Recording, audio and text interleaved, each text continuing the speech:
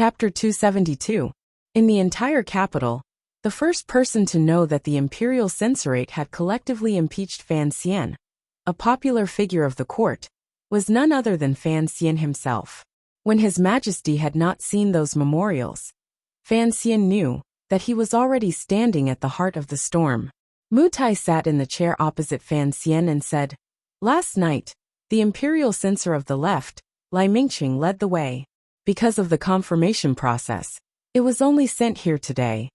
The first bureau of the Overwatch Council was responsible for secretly monitoring the movements of the officials. If the officials of the first bureau could not immediately find out about such a large movement, Fan Xian was afraid that he would be so angry that he would start a second rectification. He nodded and flicked the paper in his hand. "Are these the charges?" he asked curiously. Mu Tai realized that the commissioner did not seem to care. He could not help but frown. "Sir, you cannot underestimate them. After all," he stopped talking. Fan Xian raised his head and looked at him. There was a hint of mockery in his eyes. "Do you think that I am worthy of these charges?" The memorials of the imperial censor and the imperial censor clearly stated that in the short month that Fan Xian had been in charge of the first bureau, he had accepted a large amount of silver from many people. At the same time, he had released a large number of suspects.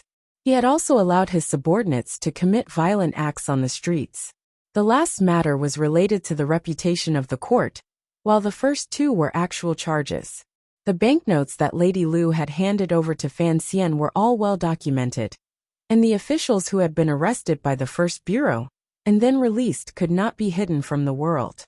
These charges were enough to make any official step down. Fan Xian rubbed the spot between his eyebrows. He had been busy all day, and now he had encountered such a major event in the middle of the night. He was rather annoyed. The imperial censorate of the Qing court, the imperial censorate, has the skin of a duck and the heart of a sheep. When did they become so unafraid of the rich and powerful? Or is it that I do not have enough power? That my status is not high enough? Hearing this, Mu Tai could not help but want to laugh. The Overwatch Council had always looked down on the imperial censorate, but he forcibly suppressed his laughter. He thought that the commissioner's last two rhetorical questions were asking a question he already knew the answer to. In Jingdo, Fan Xian Jr.'s power was high and noble, and everyone knew that. This was something that Fan Xian did not understand. Why did the imperial censorate's censors have the courage to offend him for no reason? These days his methods had been gentle, and it seemed that he had not offended these people. Furthermore, these days, he had gradually gained the emperor's favor. Were these people not afraid of making the emperor unhappy? Mu Tai looked at his face and knew what he was thinking. He explained, "Sir, this is the usual practice of the imperial censorate. They have always acted against the Overwatch Council. The law of Qing gives them this authority, and His Majesty has always suppressed the Overwatch Council's secret methods. So every few days, those poor scholars will always find fault with the Overwatch Council, but..." He frowned.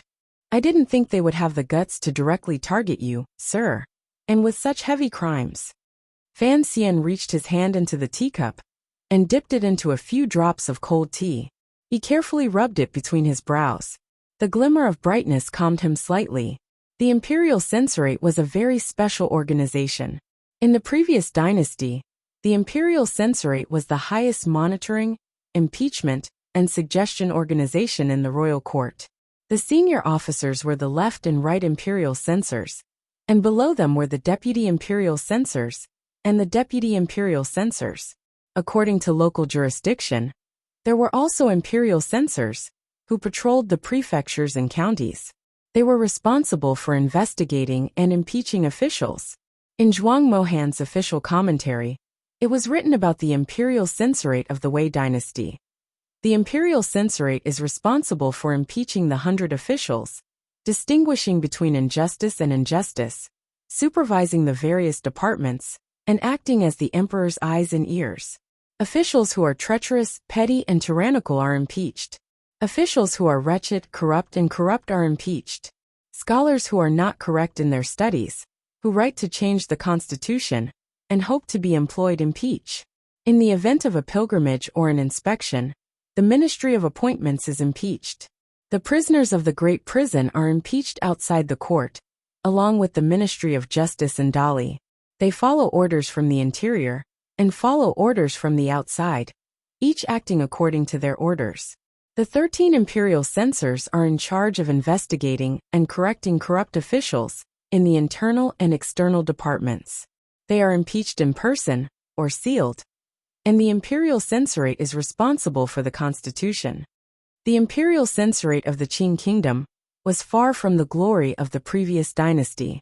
It had removed the imperial censors from patrolling the various counties, and the power to investigate cases was transferred to the Ministry of Justice and the Supreme Court.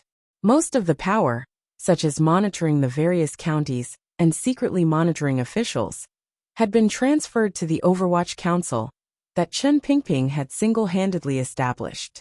Now, it was only the emperor's eyes and ears. It had an empty mouth but no real power. What kind of people were officials? They were men. What did men like most? Other than beautiful women, there was power. So the imperial censorate felt a glimmer of envy and hatred towards the Overwatch Council, which had taken away most of their power. Perhaps these scholars still missed the glory of the imperial censorate in the distant past, so they relied on their right to speak up to impeach the officials of the Overwatch Council from time to time. But with Chen Pingping's poisonous eyes watching, these imperial censors had been quiet for a long time. Why did these imperial censors suddenly rise in revolt? Fan Xian pondered this carefully. The Overwatch Council was the most powerful of the Overwatch Council. But that did not mean the imperial censorate had lost its influence on the court. Even the eldest princess had been forced out of the palace by Fan Xian's thousands of verbal papers. One could imagine that words were enough to kill an official. Most of the imperial censorate came from humble backgrounds and were greatly supported by the scholars. In the past, when an imperial censor submitted a petition, it would always be echoed by the scholars. After a round of verbal attacks, the court would always investigate. Even if there were no results in the end, the official covered in filth would never be able to stand upright in court again. Fan Xian laughed coldly. His mind turned, and he knew where the problem was. It seemed that the Overwatch Council's secret investigation of Xinyang and the second prince had already been leaked. He remembered clearly that the former imperial censor of the left, who had been ordered by the eldest princess to break his legs in the Ministry of Justice, was a pretty boy raised by the eldest princess. And the great scholar He Zhongwei, whom he had been secretly investigating, was also in the imperial censorate. Not long after, the secret memorial sent to the palace received a reply. Fan Xian looked at the box wrapped in a golden silk handkerchief and shook his head. Opening it, there was only a piece of white paper inside. On the white paper there were 2 words. Nji. Fan Xian's surname was Fan, and his given name was Nji. Now he could naturally guess that this name was probably given to him by the emperor himself. He couldn't help but frown, unsure of what the emperor meant. When he submitted the secret petition, he knew that the emperor would temporarily suppress the matter of the palace treasury deficit. But the sudden accusation from the imperial censorate made him misunderstand. He thought that the emperor wanted him to swallow his anger. I can't Nji. Fan Xian shook his head and said to Mu Tai, investigate those imperial censors who consider themselves to be honest. Since they have petitioned me to take bribes and bend the law, then I have to reciprocate. It's impolite. Mu Tai was a little surprised. Director Chen once said that when it comes to the imperial censorate's petitions, it's like listening to a dog barking. Ignore it. Because the palace does not want the Overwatch Council to investigate the imperial censorate, it would not look good. And in order to open up more avenues of speech, the emperor has never given the Overwatch Council the power to arrest the imperial censors. Fan Xian spat. This time they're not just barking. They're already opening their mouths to bite me. Who cares about the face of the court? I told you to investigate, and when the problem is found, I won't do it myself. Of course, I'll throw it to the Supreme Court and the Ministry of Justice. Even if the emperor doesn't accept it, what's the use of that wall outside the first bureau? Mu Tai was very happy. The people of the Overwatch Council had been waiting for this day. They accepted the order and left the manor in high spirits. They went to arrange for spies to investigate the imperial censors for any illegal activities. The next day, Fan Xian played mahjong at home and enjoyed a good day of rain. He didn't take the impeachment of the imperial censors seriously. Wanner and Ruoro, who heard the news from him, were a little worried. Everyone knew the importance of an official's reputation. It wasn't until the news of the imperial censor's impeachment had spread throughout the capital, and the Hall of Governmental Affairs had already copied the memorials and sent them to Fan Manor, that Fan Xian pretended to know about the matter. His face was full of shock and anger, but he still slept soundly that night. Early in the morning on the third day, Fan Xian left the manor. According to the rules, an official who was impeached by the imperial censors had to put down what they were doing and submit a memorial to defend themselves. But he didn't follow the rules. Instead, he went to Ximfeng restaurant and led a family to attack the delicious jitong buns. This matter had already caused a huge uproar in Jingdo. No one knew what kind of method he, the current popular figure of the court, would choose to retaliate. This was because this time, the imperial censors had clearly come prepared in their collective petition. They firmly held on to the accusation of impeachment. Even the officials who had been in and out of Jingdo this month were clearly investigated. But no one expected that Commissioner Fan didn't attack the imperial censors. Instead, he attacked the meat buns. On the fourth day, the continuous rain finally stopped. Fan Xian led a family to the outskirts to admire the chrysanthemums. Before the rest of the world, he used his fingers to get close to the little daisies that had just bloomed. Logically speaking, at this time, the Hall of Governmental Affairs should have brought out the Emperor's edict. To investigate or not to investigate, to ask or not to ask. Regardless of whether it was to wake up Sir Fan Jr., who had risen too quickly this year, or to harshly rebuke the imperial censors who were too meddlesome, the emperor had to have an attitude.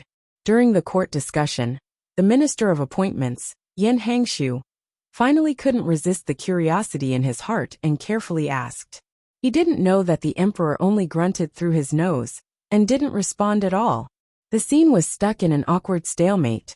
The imperial censors' faces of justice and solemnity gradually turned into awkwardness. They planned to jointly submit a memorial again. They were also prepared to draw in their peers among the civil officials in court. At the same time, they were going to mobilize the students of the Imperial College. Chapter 273. The Emperor of the Qing Kingdom was actually waiting for Fan Xian's self-defense memorial. He had planned on casually fooling around a bit and getting this matter over with. Any emperor in a golden age was actually very good at this kind of smoothing over the mud. Unexpectedly, Fan Xian continued to ignore it and put on an appearance of a clear conscience as he wandered around and threw this question back at him. He thought sinisterly to himself, "Don't you want me to bite someone? As the emperor, you have to protect me. If I have to be disgraced over such a small matter, then in the future, when I really do move against Xinyang and take care of the eldest princess, won't you throw me to the Empress Dowager to eat?" If he had been a normal favored official or civil official, he would not have been as harsh and angry as Fan Xian. It was said that the emperor's heart was hard to fathom, and the might of heaven was unpredictable. As an official, if he became arrogant because he was favored, who knew when the emperor would remember that he had sat in his carriage and cut him down with a knife? But Fan Xian knew that he was not a normal official, and the emperor did not know that he knew. So this matter was a bit interesting. He was testing the extent to which the emperor could go for him. On the seventh day after the imperial censors collectively submitted their memorial, Fan Xian sat in a carriage outside the palace gates. When he got off the carriage, the officials of the Qinian unit surrounded him and guarded him in the center. His black and gray clothing, cold expression, and tall and straight figure all made clear his identity. The officials gathered at the palace gates saw this scene and knew that this was the person that the officials often discussed after meals. Not to mention anything else, but when it came to placing spies out in the open to protect him, Fan Xian was the best in the Overwatch Council. Today was the day of the court conference, and the emperor had specially summoned Fan Xian to the palace to listen. All of the officials knew what was going to be discussed today, and they couldn't help but feel excited. A few civil officials who were on good terms with the Fan family came over and exchanged a few words with Fan Xian. Using the cold weather as an excuse, they went back to the side of the palace gates. At this moment, on both sides of the square, there were only 5 or 6 officials wearing crimson robes and Fan Xian's black-robed Overwatch Council officials. The two sides stood facing each other, but their gazes seemed to pierce through each other's ranks and shoot toward the city in the distance. The officials dressed in crimson robes were the censors from the Imperial Censorate, who had written to impeach Fan Xian. Fan Xian looked at them coldly. Lowering his voice, he said, "All of you look like pigs, yet you're still upright officials." Deng Ziyu said in a low voice, "The First Bureau has been investigating for a few days, but they really didn't find anything. Sir, most of the Imperial Censorate come from humble backgrounds and value their reputation the most. This is the only thing they can rely on. Even the gatekeeper has to be careful when receiving gifts. It is indeed difficult to find anything." Fan Xian furrowed his brows and sighed. If the officials are not greedy, the world is in trouble. Deng Ziyu smiled bitterly, thinking that the commissioner's clever words were a bit absurd.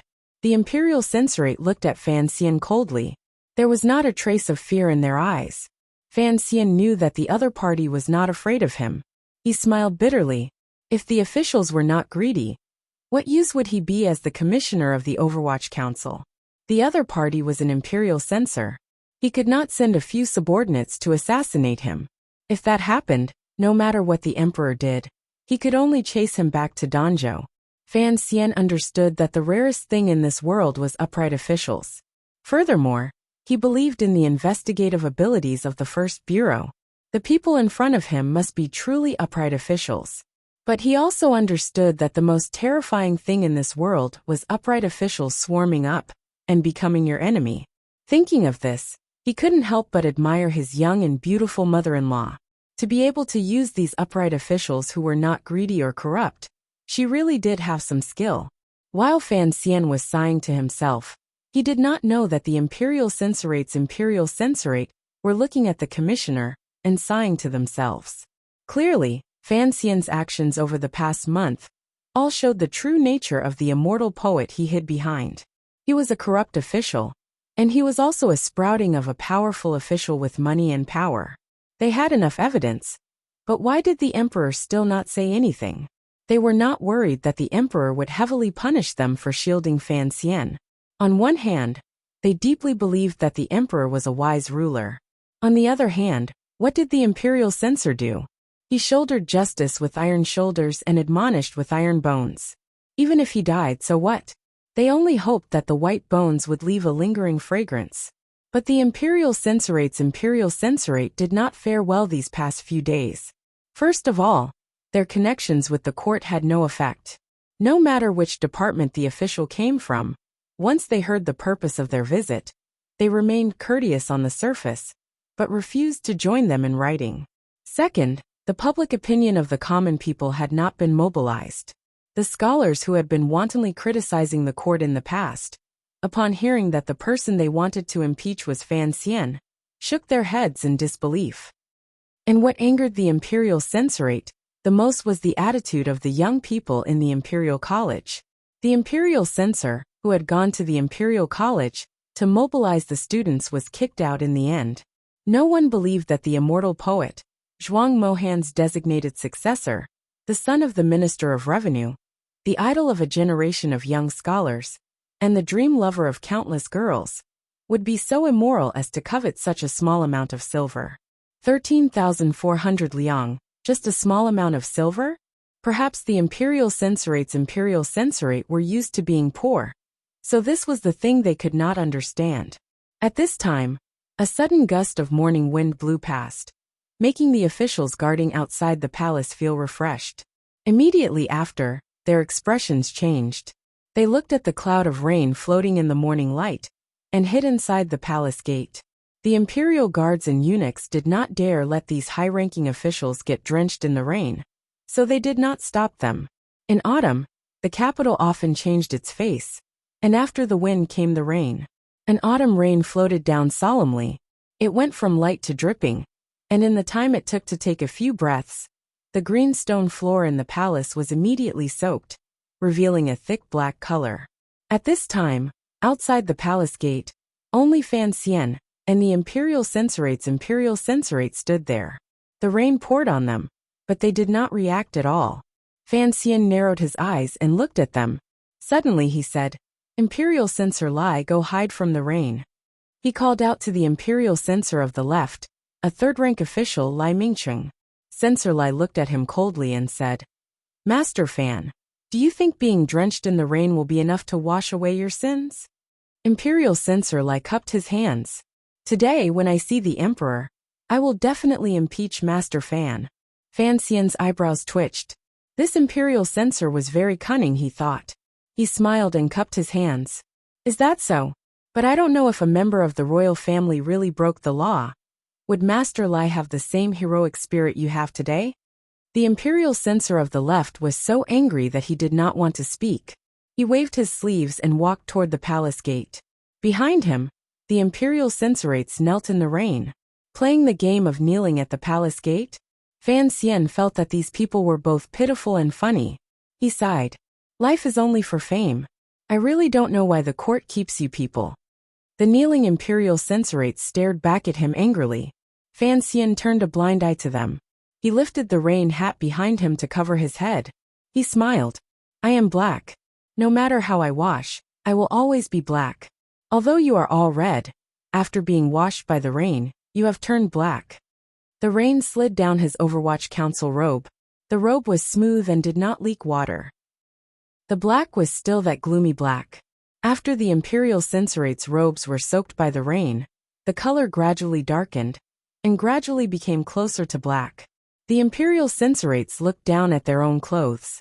They allowed the rain to hit their faces, but they stubbornly remained silent. After all the important matters of the court had been discussed, the Emperor seemed to see Imperial Censor of the left, Lai Mingcheng, and Commissioner of the Overwatch Council Fan Xian. His brows furrowed in annoyance. He had the eunuchs summon the two of them, and coldly said, "Speak in front of the court officials." The Imperial Censor of the left adjusted his robes and said in a clear voice, "Everything I have said is in the memorial. Please, Your Majesty, quickly investigate this case to cleanse the court and appease the grievances of the common people." The Emperor turned his head to look at Fan Xian. "Why have you never submitted your memorial to the Hall of Governmental Affairs?" Fan Xian bowed respectfully. "I did not write a memorial." The Emperor angrily rebuked him. "How arrogant! The Imperial Censor of the Imperial Censorate is the first to impeach 100 officials like you. Don't think your family has been loyal for generations. Just because you have done a great service to the country and are famous in the world, I can't bear to punish you." Fan Xian knew that the Emperor was angry because he had been silent all this time. He was angry because he had thrown the topic to him. He apologized. "I really did not know I had to write a memorial to defend myself. I am guilty." The Emperor's expression softened. "Considering that you have just entered officialdom, and Fan Jian is busy with work, and that old thing Chen Pingping will not teach you these things, I will forgive you this time. Today, I summon you to the palace. I want to hear how you will defend yourself and explain yourself to the court officials." Fan Xian's expression showed that he was in a difficult position. A moment later, he hesitantly opened his mouth. "I really do not know how to defend myself." The Emperor's expression immediately darkened. "Then you admit to your crimes?" he asked. Fan Xian suddenly raised his head. His expression showed bitterness. "Long live, I do not admit to my crimes. The reason why I do not defend myself is because the Imperial Censorate's accusations are absurd and without reason. I do not know the truth, and I do not know who is involved in this so-called bribery and perverting the law. I do not know how to defend myself." Chapter 274. The officials were in an uproar. No one had expected Fan Xian to be so stubborn as to refuse to defend himself. The face of the Minister of Appointments, Yin Hangshu, darkened. Just as he was about to say something, he looked up and saw that the few superior-ranked officials in front of him were all silent. Only then did he remember that things were definitely not so simple. The head of the Bureau of Military Affairs, General Qin, had his white beard swaying in the wind. His old eyes were half closed, as if he had fallen asleep. Yan Hangshu glanced down. General Qin's son, Qin Heng, was also keeping his mouth shut. He no longer had the courage to suggest Fan Xian go to northern Qi in the early spring. It was only right for the military to remain silent. On one hand, they had a good relationship with the Overwatch Council. On the other hand, this was an invasion of the Jingdo bureaucracy, and they had no need to intervene. But the head of the civil officials, Shu the scholar, also had a respectful expression. It was as if he had not heard the conversation in front of the palace. The ministers had all turned into clay statues. Yan Hangshu thought about it. It seemed that there was no need to offend Fan Xian for the sake of the eldest princess, who was far away in Xinyang. So he also kept his mouth shut. Seeing that no officials had spoken up to reprimand Fan Xian, the emperor's expression did not soften. A cold light flashed through his eyes. He stared at Fan Xian and said, "If you do not defend yourself, then let's hear what Minister Lai has to say." The imperial censor of the left, Lai Mingsheng, accepted the edict and stepped forward. He read out all of Fan Xian's illegal actions in the memorials. Stroke by stroke, it was clear. Fan Xian groaned in his heart. This imperial censor of the left was indeed surnamed Lai. Why did he have to blame everything on him? What did the bribe from the First Bureau have to do with him? The court was filled with discussion. The gazes that were directed at Lai Mingqing and Fan Xian became somewhat strange. Among the matters that the imperial censorate was investigating, the one that bore the brunt was that eunuch Dai was suspected of bribing the commissioner of the Overwatch Council on behalf of his nephew Dai Zhen. The officials thought, "How dare a rogue like you drag this matter into the palace?" On the other hand, they looked down on Fan Xian. This was such a great opportunity, and yet he had only accepted 1,000 liang of silver from eunuch Dai. Who among the elders in court would be in the mood to accept such a small amount of money? Hearing that the matter involved the palace, the emperor's expression did not change. He directly ordered the guards to summon Lady Shu and eunuch Dai from the palace to the court for a confrontation. Although the officials knew that this kind of investigation method was a bit ridiculous, they all knew that the emperor was not a person who was bound by conventional rules and regulations. In addition, they were also curious about how this matter would turn out, so they all kept quiet. Not long after, eunuch Dai was led into the palace. He had long known what would be discussed in court today. He was anxious and puzzled. He had only given the banknotes to Yi Guipin. Her personality was cheerful, but she had always kept her mouth shut. Furthermore, she was Fan Xian's relative, so how could she have sold him out? How did this news get to the imperial censorate? After entering the palace, eunuch Dai first cried, "Long live the emperor," and then cried, "I have been wronged." Eunuch Dai rubbed his buttocks, and tears streamed down his face as he kowtowed to the emperor. His Majesty has always forbidden the servants of the palace from communicating with the officials. I am timid, and I dare not break the rules. Speaking of Sir Fan Jr., I have indeed heard of his name, because... Eunuch Dai looked pitifully at the emperor on the throne. Everyone in the world knows the great name of the immortal Fan Xian. Although I am a cripple, I am still a cripple of the kingdom of Qing. When I heard that Sir Fan Jr. had gone to northern Qi to bring glory to His Majesty, I was naturally happy. It was inevitable that Sir Fan Jr. would be mentioned in our daily conversations. But I have never even seen Sir Fan Jr. How could I have bribed him? The imperial censor of the left, Lai Mingsheng, asked coldly, "Eunuch Dai, have you really never seen Commissioner Fan?" Eunuch Dai's knees hurt from kneeling, and he had long since cursed the meddlesome censor countless times in his heart. Hearing the question, he suddenly seemed to realize something. "I remember now. Last year, when I delivered the imperial edict to Fan Manor, I saw Sir Fan Jr. once. But at the time, it was to deliver the edict, so I left as soon as I entered the door. If that counts as a meeting, it would only be once." Eunuch Dai then wailed and swore to the heavens. "Long live the emperor. I have only seen Sir Fan Jr. once. If I have seen him again, let my intestines be torn apart, and I die a horrible death. I will still be a eunuch in my next life." This was a vicious oath, and His Majesty cursed angrily. "What nonsense are you spouting? Imperial censor Lai, on the other hand, looked slightly worried. He said, bribery doesn't necessarily mean that both parties must meet. Eunuch Dai, let me ask you, do you have a distant nephew called Dai Jun, who is a minor official in the vegetable inspection department at the entrance of Dangshiku? Eunuch Dai did not dare to hide anything and nodded. Imperial Censor Lai reported seriously, Your Majesty, that Dai Jun is a corrupt. He recounted everything that had happened in the first bureau of the Overwatch Council, then stared at Fan Xian and said coldly, Commissioner Fan, may I ask where this Dai Jun is now? Fan Xian thought for a moment then replied, the case has been closed. After this low-ranking official Dai Jun spat out the stolen money, he was stripped of his position. I do not know where he is now. Imperial Censor Lai said coldly, You do not know? It was you who took bribes from Eunuch Dai and broke the law. That Dai Jun has been in the vegetable inspection department for 6 years. And who knows how much money he has embezzled from the palace. Commissioner, you say you do not know, and then strip him of his position, taking only a small amount of money, and then letting him go. I do not know what is going on. Fan Xian calmly replied. The council has investigated and found that Dai Jun has embezzled 472 taels of silver in 6 years. According to the third rule of Qing law, if the amount is less than 500 taels of silver, he will be stripped of his position and given a fine. There is no need to transfer him to the Ministry of Justice.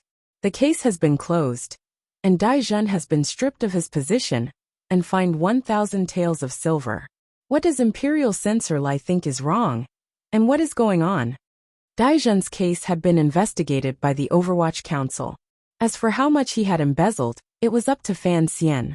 Imperial Censor Lai was so angry that he laughed. 472 taels of silver? Could it be that Commissioner Fan is trying to deceive the court officials without eyes? Fan Xian laughed. Of course, Dai Jun has also embezzled some vegetables and fruits. According to the rules, they should be converted into silver. If that is the case, then it is indeed the council that has not been meticulous enough. Imperial Censor Lai's advice is reasonable, and I thank you. Imperial Censor Lai saw that Fan Xian was being unreasonable and shouted angrily. How dare you? In these 6 years, Dai Jun has embezzled at least 4,000 taels of silver. The people are boiling with anger, and Commissioner Fan is trying to cover it up. What are you trying to do? The court was silent. The only thing that could be heard was the Imperial Censor's angry questioning. Fan Xian slowly raised his head and glanced at the Imperial Censor with a slightly cold gaze. He took a light step forward. Imperial Censor Lai saw the coldness on his handsome face, and for a moment, he was intimidated and unconsciously took a step back. Fan Xian stared into his eyes and suddenly said, word by word, What are you trying to do? The people are boiling with anger? He took a deep breath and said mockingly, Dare I ask Imperial Censor Lai, as the Imperial Censor of the Imperial Censor, you have the responsibility of reporting to the public. Since you keep saying that Dai Jun has embezzled so much silver, and the people are boiling with anger, then in these 6 years, why has the Imperial Censor not mentioned this? Are you the official who is trying to cover up Dai Jun's crimes? The people are boiling with anger. Why don't you ask the capital's magistrate to arrest him? He suddenly became angry, and all the officials in the court were stunned. Fan Xian didn't give Imperial Censor Lai a chance to speak. In a cold voice he said, I have been in charge of the first bureau for less than a month, and I have already found out about Dai Jun's embezzlement. In these 6 years, Imperial Censor Lai knew that Dai Jun's people were boiling with anger, but he didn't say a word and acted like a mute. The Overwatch Council investigated the case, and it became a mistake. The Imperial Censors were mute for 6 whole years. Mute for 6 years. Now you say that the Overwatch Council is corrupt. Fan Xian bowed to the Emperor on the dragon throne, and turned around to ask Imperial Censor Lai angrily. I would like to ask you, sir, what are you trying to do? The barrage of questions stunned the Imperial Censor of the left. He knew that he had said something wrong, and now Fan Xian had something to use against him. If he admitted that the Imperial Censor had no knowledge of Dai Jun's embezzlement, then Fan Xian could say that Dai Jun had only embezzled 400 taels of silver, and there was no way he could overturn the case. In a fit of anger, He had said that Daijun had embezzled a lot of money, and the people were angry, but he had fallen into Fan Xian's trap. As an imperial censor, if he knew about this, then why hadn't he done anything for 6 years? Why did he have to jump out to impeach the person who investigated the case, when the Overwatch Council was investigating the case? After Fan Xian pointed out this fact, it became evidence that the imperial censor was jealous of the Overwatch Council and had falsely accused the Overwatch Council. The officials in the court looked at imperial censor Lai with hostility, but they looked at Sir Fan Xian with admiration.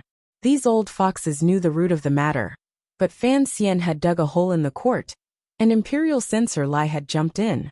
This skill and accuracy made these old foxes feel a little afraid.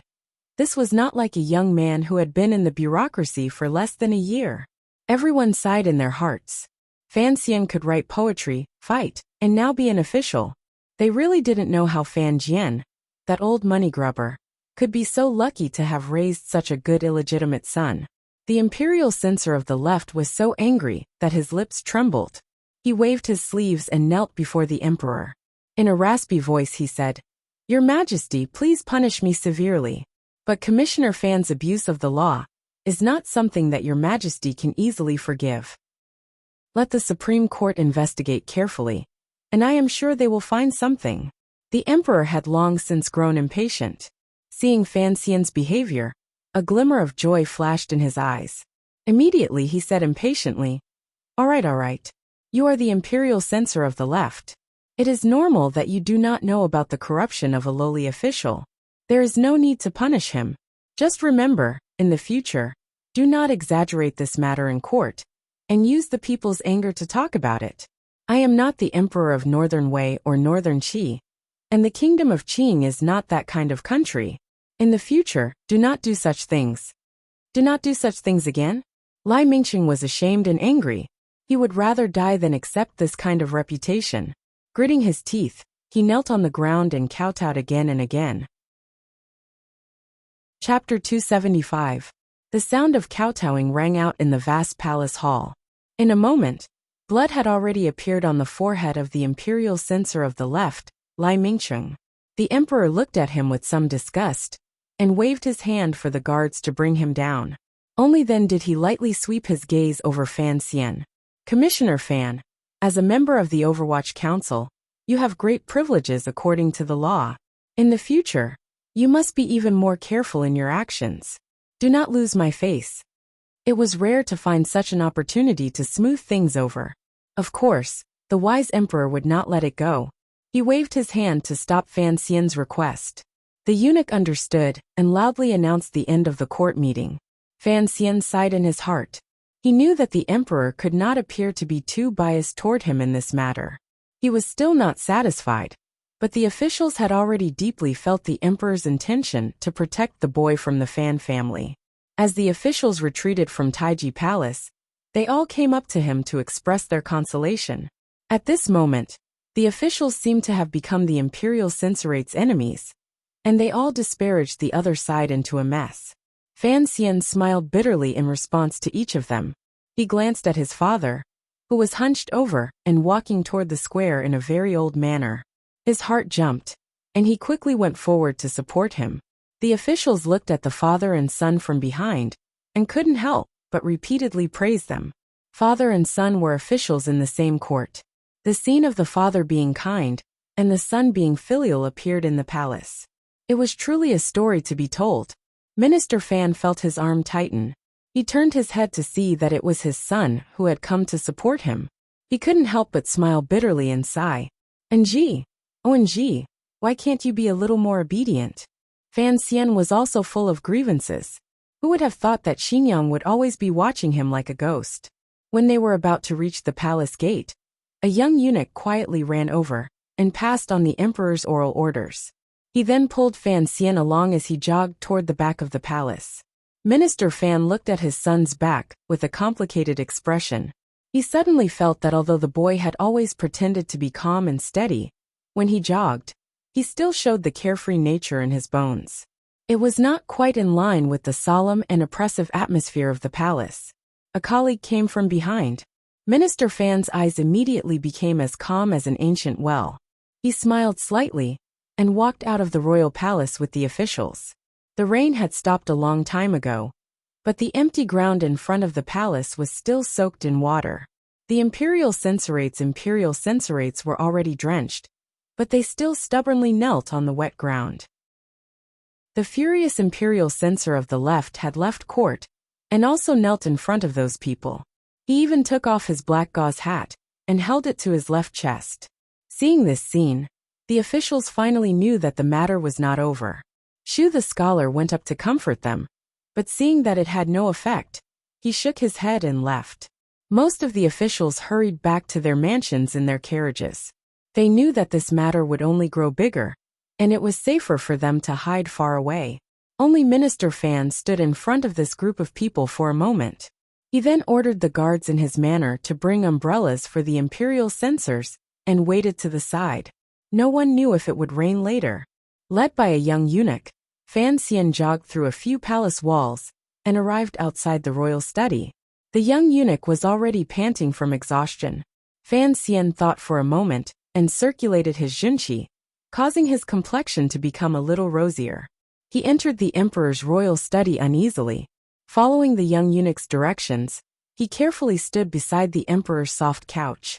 After a while, a curtain at the side of the study moved slightly. The emperor, who had changed into regular clothes, walked in. Seeing Fan Xian's calm expression and a glimmer of excitement in his eyes, the emperor waved his hand, indicating that he should not stand on ceremony. Fan Xian was truly shameless and did not kneel in greeting. He accepted the embroidered stool that the young eunuch brought over and sat down obediently. Today's royal study was much quieter than it had been that day. Only he and the emperor were left, so the situation was a little strange. Fan Xian's expression was calm, but his heart was a little nervous. This was because a guess was only a guess. Although Chen Pingping's words and the many details of this life had long since confirmed this guess. If the emperor really did make this guess clear, what would he do? Just as Fan Xian felt that the emperor was getting ready to put on the mask of a kind father, he was woken up by what the emperor said next. Fan Xian, you do not lack money. Why are you greedy for it? The emperor looked at him coldly and asked directly. A drop of cold sweat dripped from Fan Xian's forehead. He knew that he had indeed overestimated himself. He also knew that the matter of him receiving banknotes through Lady Lu could not be hidden from the emperor in front of him. He stood up and said very seriously, "Long live. Because I am in charge of the first bureau of the Overwatch Council, I need to receive banknotes." Oh, the emperor seemed to be a little curious about what he was going to say next. To truly supervise officials, one must first blend into the bureaucracy, like how the first bureau of the Overwatch Council used to be cold and unapproachable. Although one can rely on a large network of spies to effectively supervise the officials in the capital, it is like looking at flowers in the fog. One can never see clearly. As for the most important transactions in the capital's bureaucracy, one can never be sure. Fan Xian carefully explained. To supervise officials, one must become an official yourself. He smiled bitterly and continued. Long live your majesty also knows that I have lived in Danzhou for a long time. As he said this, he lowered his head. But when the emperor heard this, he could feel a slight reaction. After entering the capital, the changes have been too great. At the beginning, I was only a literary official. Now I have to take over the Overwatch Council, which is such a heavy responsibility. I feel uneasy, and I often think that there is a layer of estrangement between me and the officials. It is difficult to blend into the court. Without waiting for him to continue, the emperor understood what he meant. He waved his hand and coldly said, "If you really are a white crane, even if you use ink to dye yourself black, you cannot fool those crows. These methods are truly childish. As long as you are loyal to the country, who would dare to make things difficult for you? Don't forget Zhu Ji's example. At first, that bastard wanted to plunge into the bureaucracy of the capital. Unexpectedly, he plunged headfirst into it, and was unable to rise again." Fan Xian knew that the emperor was repeatedly warning him to be a lonely official. He felt a bit disgusted, but his face did not change. He only chuckled and said, Long live your majesty. Today, someone in court is making things difficult for me.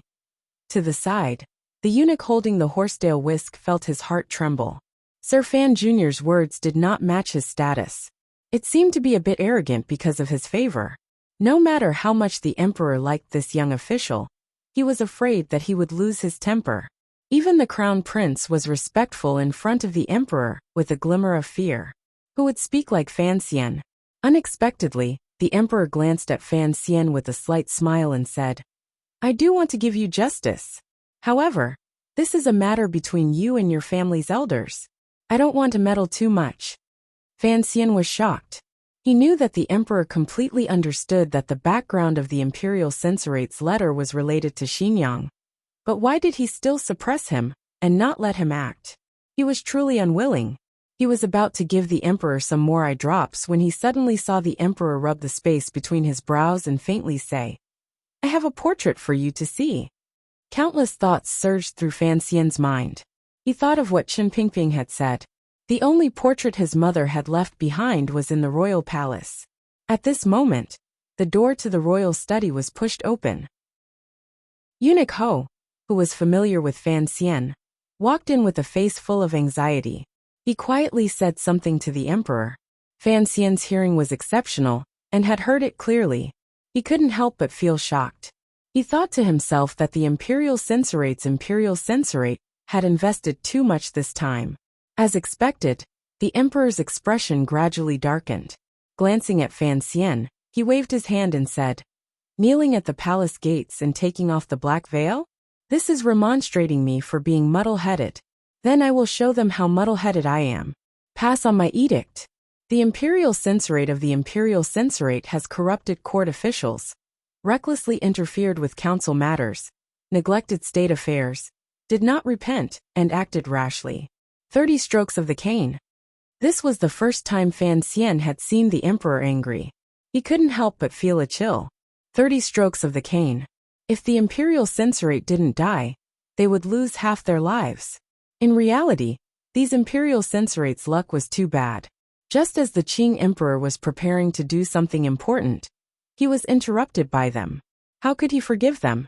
Outside the Shenhua Gate, beside the Jade River, in front of the arch bridge, on the wet stone slabs, a few imperial censorates had their official robes stripped and were pressed to the ground to be beaten. The cane fell heavily and was slowly raised. Each time it rose and fell, it brought with it a few drops of blood and rain. The scene was bloody. At this time, some of the civil officials who had heard the news had hurried back. Seeing this wretched scene, they rushed into the palace to admonish the emperor. Looking at Fan Xian, who had been sent to the palace gates to observe the punishment, they couldn't help but feel a trace of fear in their eyes. Although today's matter was caused by the imperial censorate's people, the emperor had actually used the cane, which had been suspended for many years, for Fan Xian's sake. They couldn't help but have a clearer understanding of Fan Xian's position in the emperor's heart. Fan Xian stood beside Eunuch Ho and narrowed his eyes as he watched the scene in front of him. He didn't have a trace of sympathy for the imperial censorate, but his face showed that he couldn't bear it. He said, Eunuch Ho, tell your subordinates to go easy on them. Eunuch Ho lowered his eyes and said, Sir Fan, you have a good heart. You already told me earlier, and I didn't dare to disobey. I've already told you that although they are being beaten badly, they haven't hurt their muscles or bones. Fan Xian's gaze swept down and saw that the eunuch's feet were spread out. He knew that this was the secret signal for beating with all your heart. He sighed slightly and no longer cared about the matter. Not far from the two of them, the imperial censor of the left, who had been spared by the emperor, fell to the ground with a pale face. Although he hadn't been caned, he felt that the punishment that had fallen on his subordinates was like a slap to his face. The servants left behind by Fan Xian's father had a look of disdain on their faces. Holding an umbrella in their hands, they looked at the dazed imperial censor of the left. Fan Xian walked over and waved his hand to disperse the servants. With a trace of pity, he looked at imperial censor Lai and said, Why did you have to get involved in this matter? Imperial censor Lai didn't know how much inside information Fan Xian knew. He stood where he was. Fan Xian sighed and desperately begged Eunuch Ho to temporarily stop the caning and enter the palace alone to plead with the emperor. It wasn't that he couldn't bear to see blood, nor did he want to spare these imperial censors who dared to provoke him. It was just that he had to do this in front of the hundreds of court officials who couldn't bear it. As Fan Xian ran toward the palace, he thought bitterly to himself, "You, the emperor, want to use this caning to push me against all the other officials. I won't let it happen. I've worked so hard to build up my good character for 2 years. If it's all gone because of a few caning strikes, I'll lose a lot." Chapter 276. In the darkness of the carriage, the young man had a faint smile on his lips. It was a smile that he did not want to show. There was a hint of shyness that a man should not have. His lightly spread eyebrows were like the murals in the temples of Qing, giving off a natural feeling of antiquity and nobility. "I don't understand." There was a hint of distress in the young man's smile. "I don't understand many things. For example, why did he investigate me? Does he not know that I truly admire him?" His fingers gently pinched the sachet at his waist. He sniffed the scent of lilacs that was slowly spreading out. He gently leaned his head against the soft wall of the carriage and half closed his eyes. "It is natural for me to admire him. Father is used to the life of a horse. Why does he value his literary name so much?" No one dared to respond to him. No one had the ability to respond to him. So the young nobleman was still trapped in that absurd sense of unreality. Why? Why? The bashful smile on his face gradually disappeared. He gently removed his fingers from the sachet and rubbed them against the tip of his nose, as if trying to preserve all the remaining fragrance on his fingertips. "This doesn't make sense. But there's nothing I can do." The young man sighed. He turned his head to look at the bunch of green grapes beside him. Suddenly, he reached out and grabbed the grape by its stem. He expressionlessly threw the grapes away. "Father loves him too much. More than he loves me." The corners of his mouth twitched nervously. He thought of the crown prince in the palace and his aunt in Xinjiang. He waved his hand and said to the bowing censor beside him, "Sue for peace." Censor He Zhongwei did not participate in this operation. He raised his head in surprise and saw a flash of weariness in the second prince's eyes. He did not speak for a while. The imperial censorate's imperial censor had been beaten until his flesh and bones were separated, and his blood was dripping. This matter naturally became the most sensational news in Jingdo recently. The newly published newspaper in the palace lightly described the situation at the time, and the internal court bulletin of the government wrote it clearly. Everyone knew that through this incident, the emperor had once again emphasized the authority of the Overwatch Council. Even more obviously, he had once again emphasized his desire to protect the young man called Fan Xian. There was a seat in the royal study, and there was a seat in the Overwatch Council. If the imperial censor were to accuse him, it would mean that the emperor was giving him face. Fan Xian, this was already a dazzling name. Now on top of the golden content, there was an additional thick black and gray border. Most officials did not dare to look directly at him.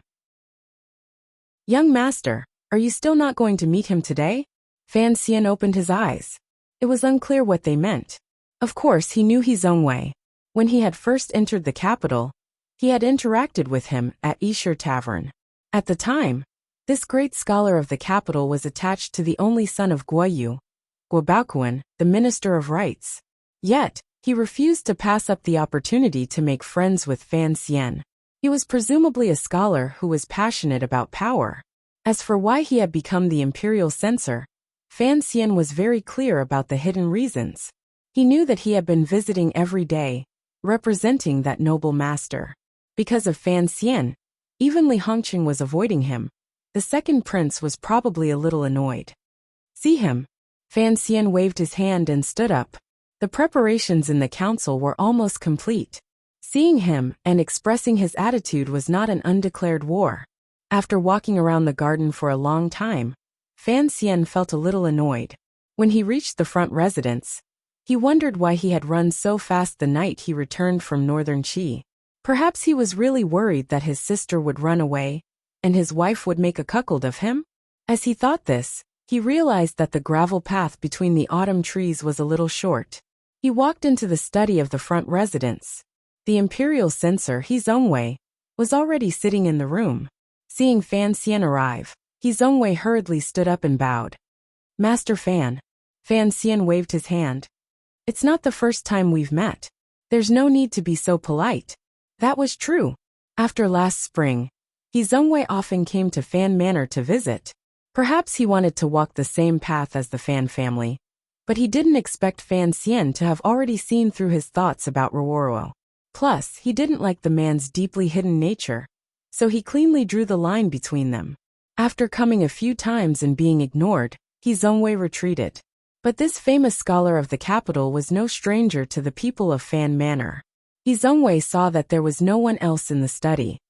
I have come because of a previous matter, he said straightforwardly. A previous matter? Fan Xian only said these two words before closing his mouth. The ends of his brows rose slightly. With a glimmer of interest, he looked at Imperial Censor He Zongwei's face. However, he waved his hand and stopped him from continuing to speak. He Zongwei's face was dark. It was obvious that he came from a poor family when he was young. But these years in the capital, and half a year in the bureaucracy, had made him more mature, and had slightly shed some of the arrogance of a scholar. His eyes were unusually clear, and his face was full of undisguised righteousness. Anyone who saw him would feel that he was amiable. But in Fan Xian's eyes, it was incomparable disdain. What previous matter?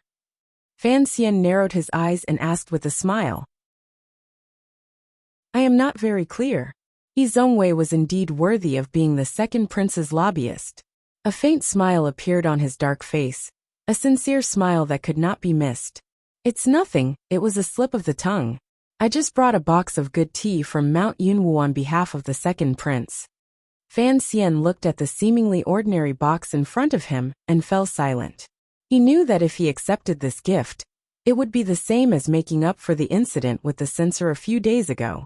From the second prince's point of view, perhaps Fan Xian had not suffered any losses, and had instead gained a great deal of face from the wooden staff in front of the palace walls. He should be willing to let the matter rest. Master it was a slip of the tongue. I remember something from before. Fan Xian looked at He Zongwei with a smile. He Zongwei couldn't help but feel his heart tremble. He felt that this young and handsome Master Fan, this young man who, as soon as he entered the capital, had completely stolen all of his glory as a scholar. How could his expression be so similar to the second prince's? What matter are you referring to, master? He Zongwei felt a bit uneasy. Fan Xian looked at him coldly. I left the capital in the spring, and went to northern Qi. Unexpectedly, I returned a few months ago, and found that things in the capital had changed greatly. Even my father-in-law has been forced to retire. He Zongwei's tongue felt a bit bitter. He couldn't say anything. He knew that the thing he feared the most had finally happened. Fan Xian quietly said, Master you should know who Wu Bowen is, right? He Zongwei forced himself to be alert. He is the Prime Minister's strategist. Fan Xian raised his eyebrows. Master you are indeed a man with an old friendship. This spring, you and Wu Bowen's widow entered the capital together.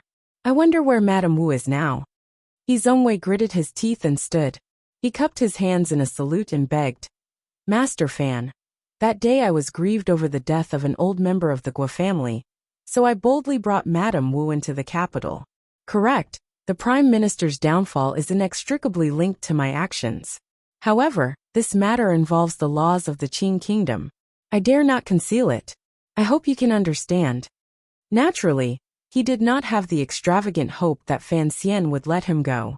Relying on the fact that he was now on good terms with the second prince, he stubbornly said, You can target me as much as you want. However, the second prince is sincere. I hope you will not insist. Fan Xian glanced at him and lightly said, I am an official of the court. Naturally, I will not target someone. However, I am also just an ordinary person. I will always remember some personal grudges. He Zongwei glanced at him with hatred in his eyes. He knew that the peace talks today had already become an illusion. Although the Prime Minister's downfall had something to do with him, that was his duty as a subject of the Qing Kingdom. So what if he used some tricks? Did the father-son-in-law pair not know how to use tricks? Thinking of this, he rose and bowed, preparing to leave in a huff. Fan Xian looked at him with extreme disgust. Suddenly, he did something that did not match his status. He stepped forward and kicked He Zongwei in the waist. There was a muffled sound, and He Zongwei fell to the ground in embarrassment. He Zongwei was, after all, a famous figure in the capital. He was also the imperial censor. He angrily climbed to his feet and pointed at Fan Xian. You dare hit me." Fan Xian clenched his fists. "I was kicking you. You came to my manor to ask for a beating. Naturally, I had to satisfy you." He threw a few more punches. Although he did not dare to kill He Zongwei, he still beat He Zongwei into a pig's head. He Zongwei did not dare to stay any longer. Holding his aching head, he remembered that when Fan Xian had made his debut, he had been famous for his dark fists. He quickly scrambled out of the manor. However, as he was leaving the room, he suffered another flying kick from Fan Xian and a dart from a tea box. Fan Xian looked at the wretched figure of the servant and felt a little better. He lowered his head and spat.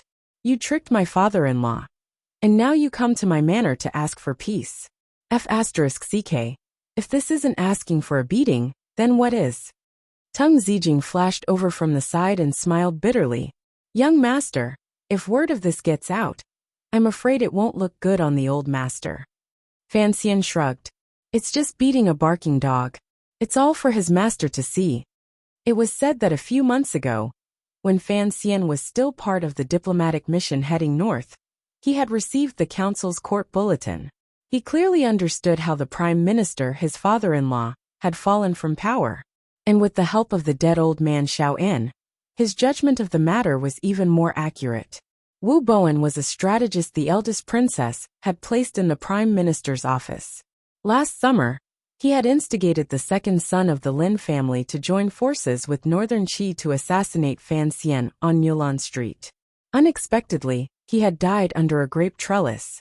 Because of this, Wu Bowen's son was also tortured to death by the prime minister's men in Shandong. Fan Xian naturally did not know that this was the doing of Yuan Hongdao, Chen Pingping's deepest spy. Wu Bowen's wife had been arranged to enter the capital by Xinyang. Cleverly, through He Zongwei, she had moved into the old residence of an old imperial censor and began to lodge a complaint against the emperor. What really toppled Prime Minister Lin was a very unreasonable murder. On the streets of the capital, an assassin had attempted to assassinate Wu Bowen's wife. It seemed that the prime minister's men had wanted to silence her, but she had been saved by the combined efforts of the second prince and Crown Prince Jing. This matter was reported to the palace, and Prime Minister Lin Ruofu had no choice but to accept the deal and dejectedly leave the capital. It was from that report that Fan Xian began to suspect the role the second prince and Crown Prince Jing played in this matter. It was also from that day onwards that he began to think about the true relationship between the second prince and the eldest princess of Xinyang. Every time he saw De Bao, Fan Xian would think of his father-in-law, who had returned home. This was not some official matter of state. It was just a personal grudge between Fan Xian and the second prince. Although Fan Xian must have had more far-reaching plans behind it, at least as the son-in-law, Fan Xian had to take revenge on this matter. Fan Xian rubbed his fists and stretched his muscles. He felt much better. He turned around and returned to the back residence. As he walked, he said to Tung Zijing in a clear voice, "Don't tell father about this. I think that He Zongwei would be too embarrassed to spread it around." When he arrived at the back residence, Wanner was still earnestly embroidering something. Fan Xian looked at his wife, smiled slightly, and walked up to her. He was too embarrassed to spread the news that He Zongwei had been beaten, but the second prince still knew about it. He increasingly did not understand what Fan Xian was relying on to be so arrogant. The second prince did not seem to have much power in the court, but in reality, with the help of the eldest princess of Xinyang, he had already gained the loyalty of many court officials. So he actually did not think much of Fan Xian. But now that he thought about it, this Fan Xian was clearly a great scholar with a scholarly heart and a refined heart. How did he become such an unreasonable official? Could it be that the Overwatch Council really had such a great influence on a person? But the second prince still believed that Fan Xian was at most caught up in a personal dispute. He did not wish to condescend to see Fan Xian under these circumstances. He assumed that Fan Xian would have calmed down after beating He Zhongwei, so the second prince only wrote a letter to Xinyang. He was not too worried. Within the beautiful Li Palace in Xinyang, a beautiful old tree was slowly and silently plucking its leaves. The yellowish leaves floated among the white gauze curtains. A soft hand reached into the air and gently caught a leaf. The veins on the hand were not very thick, but they faintly moved through the white jade-like skin, like the spirit of jade. It was very beautiful. Eldest Princess Li Yunrui, who had left the capital for a year, yawned like a young girl. She threw the withered leaf in her hand to the ground, raised her arm to support her chin, and turned her eyes slightly, overflowing with charm. What do you think, Master Yuan? Yuan Hongdao, who had betrayed Prime Minister Lin Ruofu, and was now working for Xinyang, was expressionless. However, there was a hint of surprise in his eyes. The second prince is blessed by the heavens. He has underestimated the enemy a little. The eldest princess giggled. That Fan Xian is only a young man. To call him an enemy, Master Yuan is being overly cautious. Yuan Hongdao laughed bitterly. This son-in-law is no ordinary man. Although the matter of Northern Qi was not fully accomplished, and the eldest princess's clever plan was not fully realized, Master Fan was ingenious. His hands were not stained with blood, but he provoked the emperor of Northern Qi to secretly send Shang Shanhu to assassinate Xinzhong. How can such a man be described as reckless? Besides, the son-in-law is the immortal poet of his generation. Such a well-spoken but well-intentioned man. His thoughts are many times more complicated than those of an ordinary man. The eldest princess sighed and slowly rose from the brocade couch. Her luxurious palace robes revealed a large portion of her neck, which was incomparably fair, like a swan's. That kid. Not only did he not save Xiao'an, he even sabotaged Xinzhong in the end. The Cui family is complaining every day, and the position of provost of the discipline commission in Northern Qi is still empty. The brocade guards don't dare to make decisions, and for a while the distribution channels are blocked. The eldest princess's confidant Huang Yi, who had been standing quietly to the side, respectfully said, "We are currently in discussion with the Empress Dowager of Northern Qi, but the young emperor of Northern Qi has been very stubborn lately, and has stubbornly resisted the Empress Dowager's order to appoint Marquis Ningho as provost of the discipline commission." The eldest princess laughed coldly. That old woman of Northern Qi is really an idiot. She could have chosen any unremarkable confidant, but she insisted on having her own brother be the head of the secret service. Does she think her own son is stupid? Yuan Hongdao reminded her. Let's not talk about the matter of Northern Qi for now. I just don't know how things will develop in the capital. Huang Yi had always disliked how he had gained the eldest princess's trust not long after arriving in Xinyang. Suppressing the faint jealousy in his heart, he said, "After the chaos in the capital for a while, things should calm down. Presumably, His Majesty does not wish for the successor of the Overwatch Council, whom he had personally chosen, to have an irreconcilable conflict with his own son." Yuan Hongdao laughed coldly. "I don't know what His Majesty is thinking, but I do know that Sir Fan Jr. is someone who refuses to be taken advantage of." This time, the Imperial Censorate's imperial censors collectively denounced him, originally to remind him that there were some things he could not touch. Mu Tai, dressed in black and personally leading the way, looked coldly at the miscellaneous people present and the family of the director of the Imperial Astronomer. Enunciating each word, he said, "The Overwatch Council is handling a case by imperial edict." After saying this, the officials of the First Bureau of the Overwatch Council dragged the director of the Imperial Astronomer out of the manor and stuffed him into a carriage. In a moment, they disappeared into the pitch-black night. A wail suddenly rang out in the director's manor, and the lights gradually went out.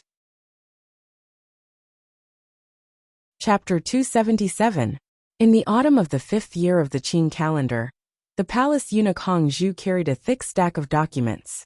Half-bent, he jogged toward the room in the west corner of the door. The tips of his seemingly small feet stepped on the slightly wet ground without any hesitation. The hem of the light blue robe he wore had been lifted to prevent him from tripping over it. His right hand was placed horizontally on the stack of documents. The wide sleeve covered the documents tightly, terrified that the lead-like heavy clouds in the sky would squeeze out a few drops of rain and wet these documents. Stepping over the threshold, he went through the procedures of taking over the documents. He exchanged names with the eunuchs in the room. Only then did Hongzhu relax. He carefully signed his name on the form and handed over the documents in his clothes. The Hall of Governmental Affairs was the central place where the Qing kingdom handled court politics. In the past, its position was not as important as it was today, because there was still a prime minister in charge of the 6 ministries. All memorials had to be read by the prime minister before they could enter the palace to ask for an edict. Now that the powerful prime minister Lin Ruofu had quietly returned home, the position of the Hall of Governmental Affairs immediately became apparent. The emperor had brought up a few old officials to discuss matters in the Hall of Governmental Affairs. He had placed the place of discussion outside the corner of the royal palace to make it easier to communicate. Presently, the people in charge of court affairs in the Hall of Governmental Affairs were Shu the scholar and a few old officials. The slightly cold autumn wind blew in from the square in front of the palace. Hongzhu rubbed his hands and let out a breath. He stood quietly outside the door, waiting for the old officials' replies. At this time he could not leave. He stood obediently outside the door and pricked up his ears to listen to the movements inside. Occasionally, an official would walk past him and politely nod his head in greeting. Hongzhu knew his identity and quickly smiled and bowed. However, no one thought it was strange for him to stay outside the Hall of Governmental Affairs temporary study hall, because they all knew this little eunuch's job.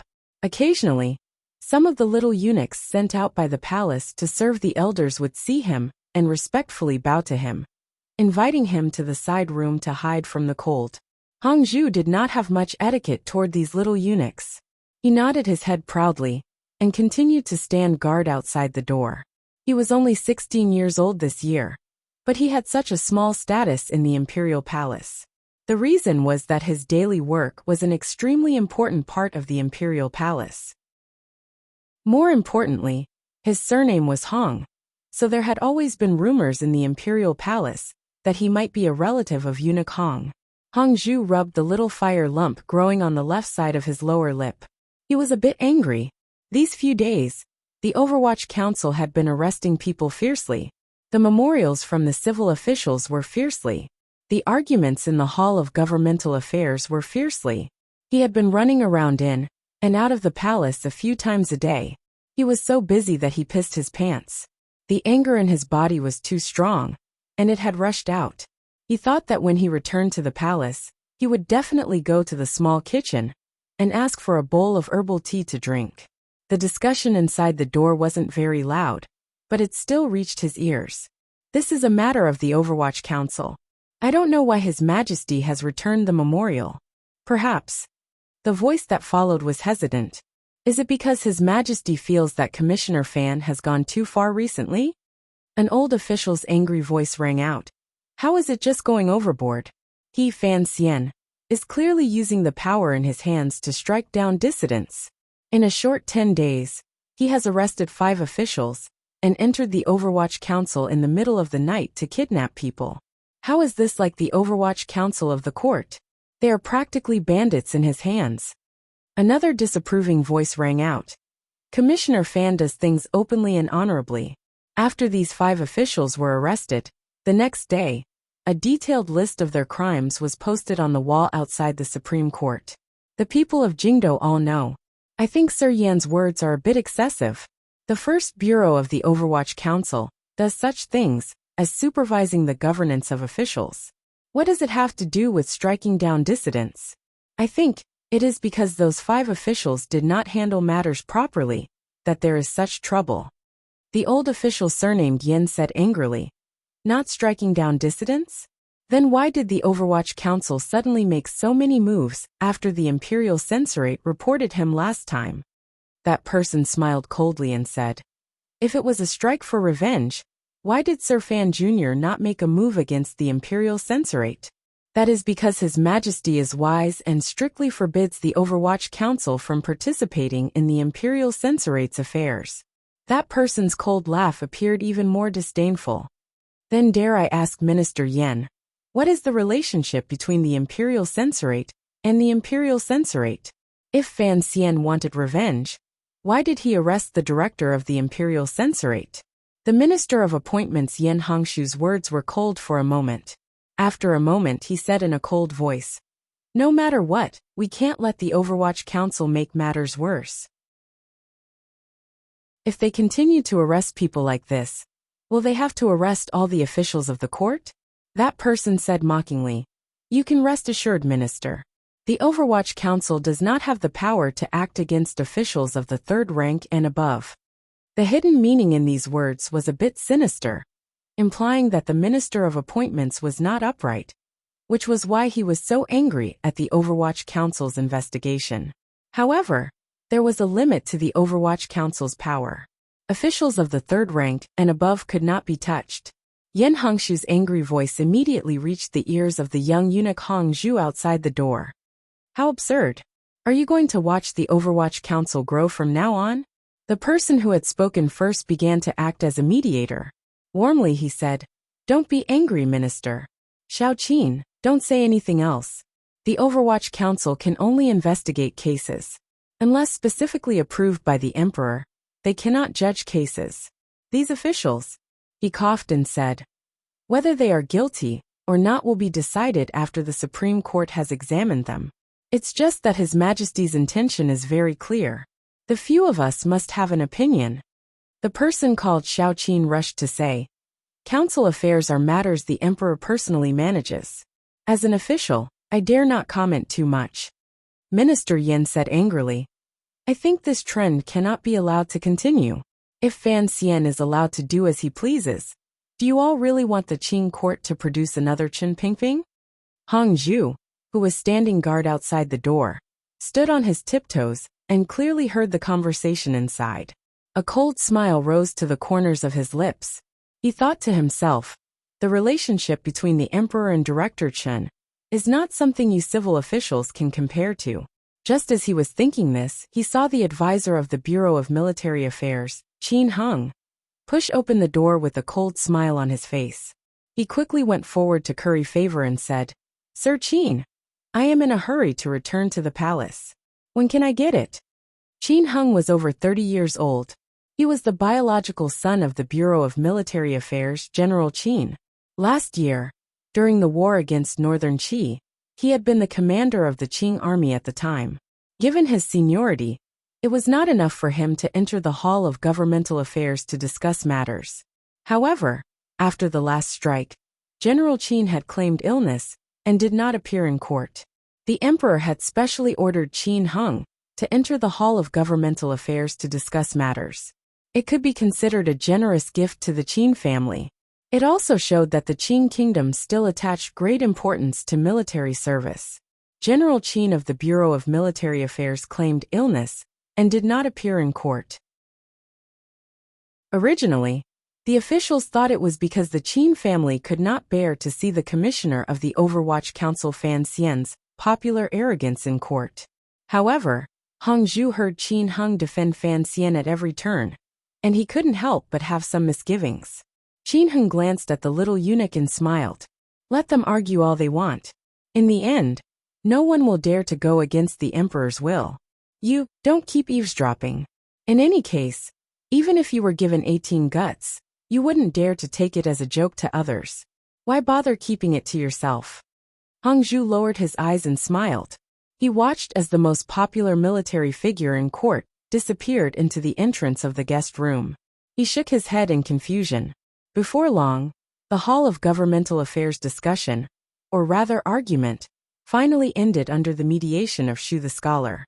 The various officials tactfully wrote down their opinions on the documents, asking the Emperor to be more careful about this matter.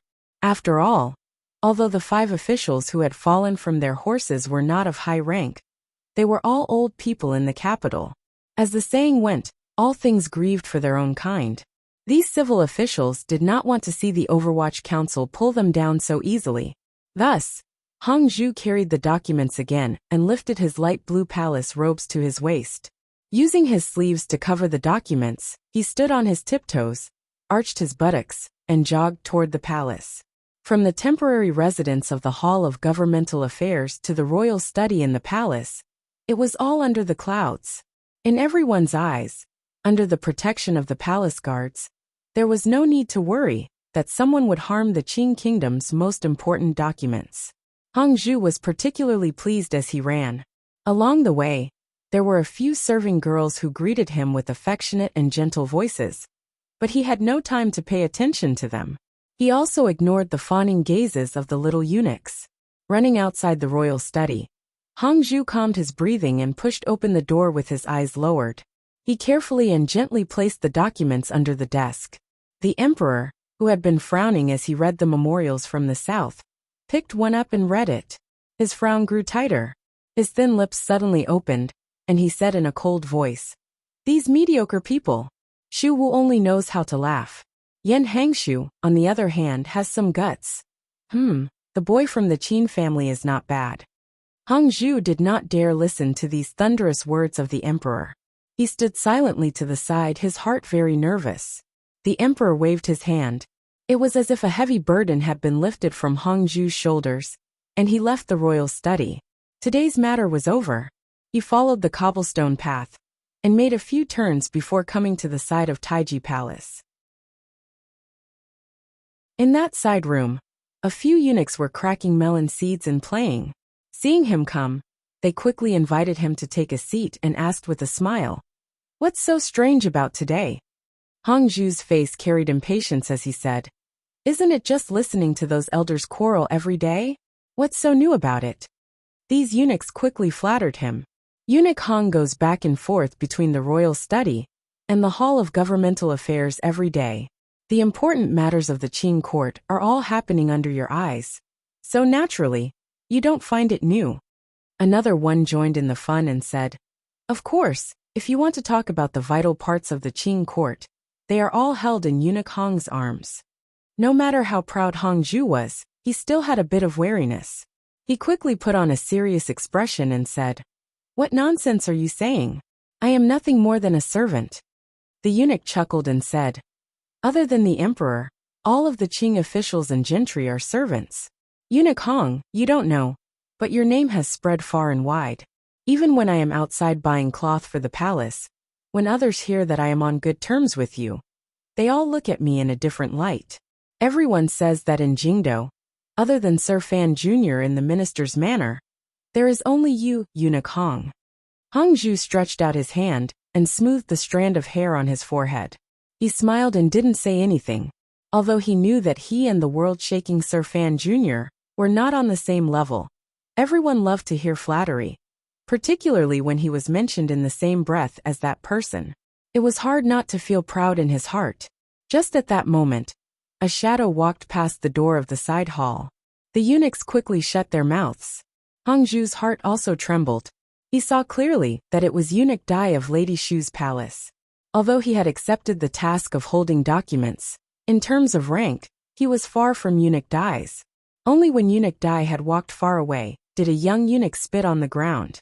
Seeming to feel that the silence just now was somewhat degrading, he hatefully said, "This Eunuch Dai is no longer the same as he was in the past. Fortunately, I didn't come to my senses earlier. Why should we pay attention to him when he is in such dire straits?" Hong Zhu's heart jumped and he asked, "What happened to Eunuch Dai?" The young eunuch's eyebrows danced as he said, "A few days ago, the imperial censor accused Sir Fan Jr. and pulled out Eunuch Dai. Although in the end, the emperor beat the imperial censor with a rod, Eunuch Dai was also punished. Now I hear that not only has the emperor taken away Eunuch Dai's task of announcing imperial edicts, but even Lady Shu is preparing to kick him out of the palace." To the side, another person said to Hong Zhu in a fawning manner, "Back when Eunuch Dai was popular, he beat and scolded us of the lower ranks. Now that he has lost power, who would want to pay attention to him? He is like an autumn leaf that has fallen into the mud. How can he compare to a fresh branch like Eunuch Hong?" Hong Zhu listened to these fawning words that were becoming more and more unbearable and vulgar. He furrowed his brows and casually said a few words before quickly walking out of the side hall. He hurried along the palace's giant pillars and finally saw Eunuch Dai's somewhat dispirited figure in front of the stone door leading into the rear palace. He quickly ran forward and said in a fawning manner, "Eunuch Dai, I saw you from afar. I quickly came to pay my respects." Eunuch Dai glanced at him with surprise. Recently, it was rare for the little bastards in the palace to be as courteous as this person. He knew that Hongzhu had been working in the royal study and was gradually becoming popular, so he found it increasingly strange. Hongzhu did not say what was going on. He only skillfully fed each word of compliment to the other's heart, making Eunuch Dai very happy. Only then did they part. Watching Eunuch Dai disappear into the depths of the rear palace, the young Hongzhu revealed a pleased smile at the corners of his lips. Everyone else thought that Eunuch Dai would lose power, but Hongzhu did not think so. Since Eunuch Dai had connections to Sir Fan Jr. outside the palace, he would certainly stand up again. Hongzhu, this young eunuch, did not have much confidence in Eunuch Dai, but he had incomparable confidence in Commissioner Fan. Recently, he had been able to hear the discussions between the royal study and the Hall of Governmental Affairs every day. He knew just how popular Sir Fan Jr. was. The first bureau of the Overwatch Council had arrested 5 officials within 10 days. The emperor had maintained a neutral stance. No matter how strong the opinions of the Hall of Governmental Affairs were, or how strong the backlash was, they were unable to touch Commissioner Fan at all. 10 days and 5 officials. Although they were all third-level and below officials, as a eunuch deep in the palace, Hongzhu knew very well what kind of boldness Sir Fan Jr. needed to make such a big ruckus. He also knew what kind of backer stood behind him. He was often in the royal study, and knew very well that this backer was the Emperor of Qing Kingdom. Hongzhu touched the acne by the side of his lips that was about to burst out. He was incomparably envious of the Sir Fan Jr. outside the palace, who was the center of attention. They were both young people. How could the difference in their lives be so great? If he could use Eunuch Dai's connection to attach himself to Sir Fan Jr.'s side, that would be wonderful. The fall of the Imperial Astronomer, Ministry of Appointments, and 5 officials in a row caused the darkness of the Overwatch Council to once again envelop Jingdo. However, the people of Jingdo did not care much about these things. In any case, the unlucky ones were all officials. What did it have to do with them? In officialdom, the evaluation of the first bureau of the Overwatch Council leaned toward the negative side. Other than feeling that it hurt its own kind, there was more that it did not understand. No official could understand why the young Commissioner Fan would make a move against these seemingly unremarkable officials. Other than a very small number of people, no one knew that these fallen officials were all important pawns in the second prince's secret system. Many people thought Fan Xian was taking revenge. He was angry at the imperial censor's collective complaints. However, he was hindered by the emperor's strict edict and could not act against the imperial censorate. Thus, like a rash man who had been provoked, he held a 7-caddy butcher's knife and roared on the long street. He cut down anyone he met, particularly young children, who had no power to protect themselves to vent the gloom in his heart. However, Commissioner Fan Xian, from his behavior in the past 2 years in the capital, should not be such an impulsive and brainless person. Fan Xian sat in Xinfeng restaurant with a smile. In his right hand, he held a pair of chopsticks and stirred the red noodles, which were covered in meat sauce and tempting saliva. In his left hand, he held the case files that Mu Tai had presented to him. These cases had been investigated very quickly. He had prepared well, and the first bureau's evidence was very solid. It seemed that even if he were to send them to the Supreme Court or the Ministry of Justice, there would be no problem. Before he began this operation, of course, he had first asked his father and the old cripple. The 2 old foxes had expressed their silence, and so Fan Xian knew their attitude. This was something that had to be done. He had to make the second prince feel pain. He had to make him more cautious when listening to Xinyang in the future. At the same time, it would save him some trouble. However, the second prince's reaction surprised Fan Xian. After He Zhongwei had been chased out of the manor, he did not send anyone else to ask for peace. Presumably, The prince's dignity and self-restraint made him stop any further contact. However, the other party also did not launch a counterattack. There was something strange about this matter. What kind of place is Wangyue restaurant? Fan Xian asked curiously. An obscene expression appeared on Mu Tai's face. Fan Xian laughed and scolded him. You are so old. Be a good boy and go home to your grandchildren. Don't keep thinking about such things. Mu Tai's face was bitter. Although Wangyue restaurant is a brothel, it is one of the newest establishments in the capital this year. The first bureau secretly investigated and found that there must be an important figure behind this place. Recently, there has been a lot of activity there. It seems that someone is secretly planning something. Fan Xian had no interest in brothels. Lujing River was under the influence of Li Hongsheng, the heir of King Jing. Although he was secretly fighting with the second prince, he did not want to have a falling out with Li Hongsheng.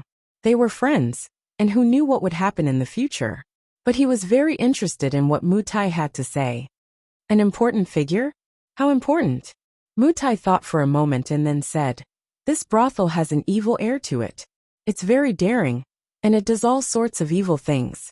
Within a few months, it has forced a number of women to their deaths. Seeing Inmo's silent attitude, I'm afraid the person behind it must be a prince. Fan Xian was silent. He did not know whether it was the crown prince or the second prince who was behind Wangyue restaurant. The great prince only liked to compete with people in the military, and His Majesty rewarded him generously. For the time being, he had no need for money. Under these circumstances, he could not afford to offend everyone at once. Thinking that the second prince was more likely, Fan Xian felt a bit more at ease.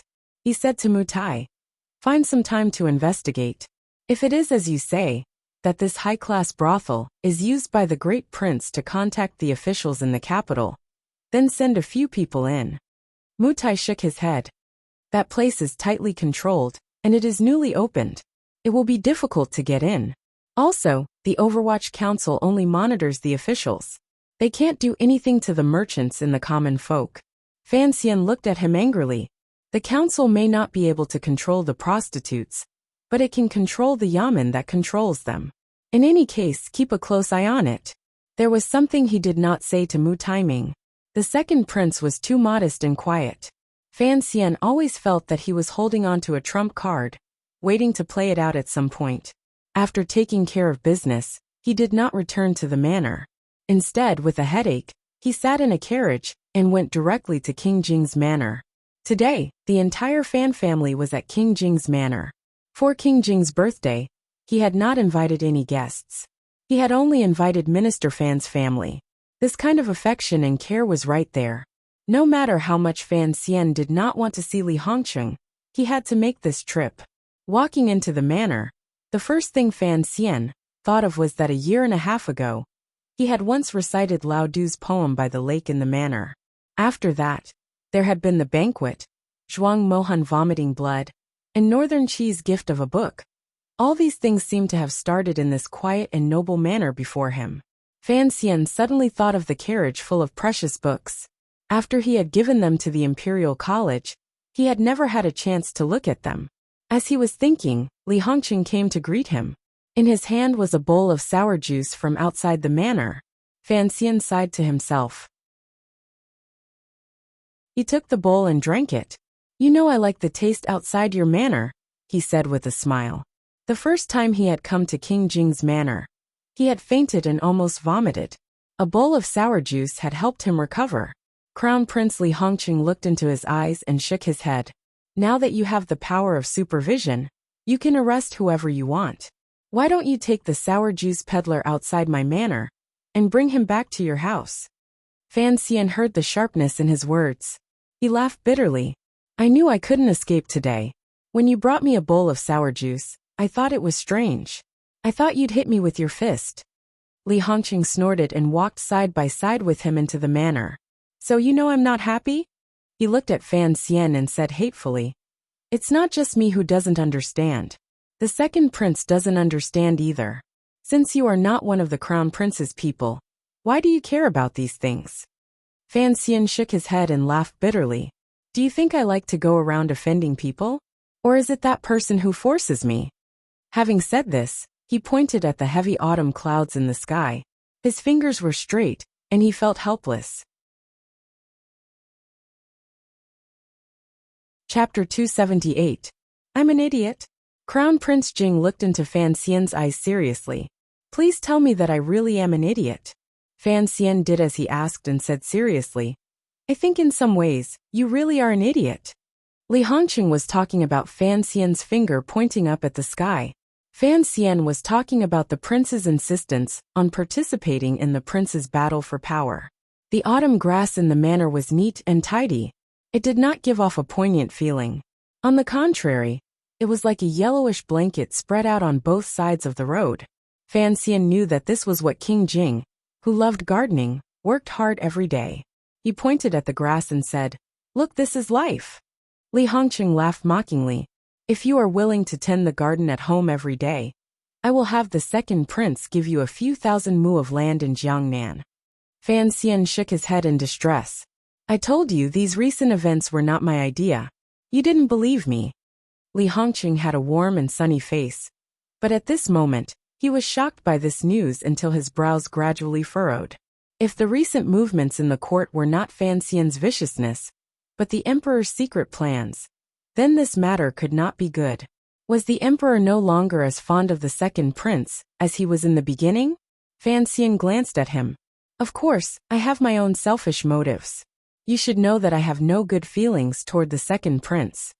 Li Hongqing furrowed his brows. Ever since you entered the capital, the second prince and I have been kind to you. Of course, we can't say we were wholeheartedly, but we were at least closer than we were to the Eastern Palace. Fan Xian laughed coldly and didn't say anything. The two of them walked side by side into the manor. They did not go straight to the back garden.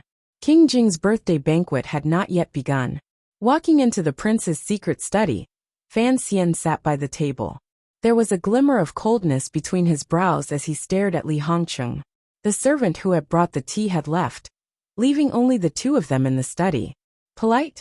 Having the imperial censorate act against me is polite? Li Hongqing was slightly startled.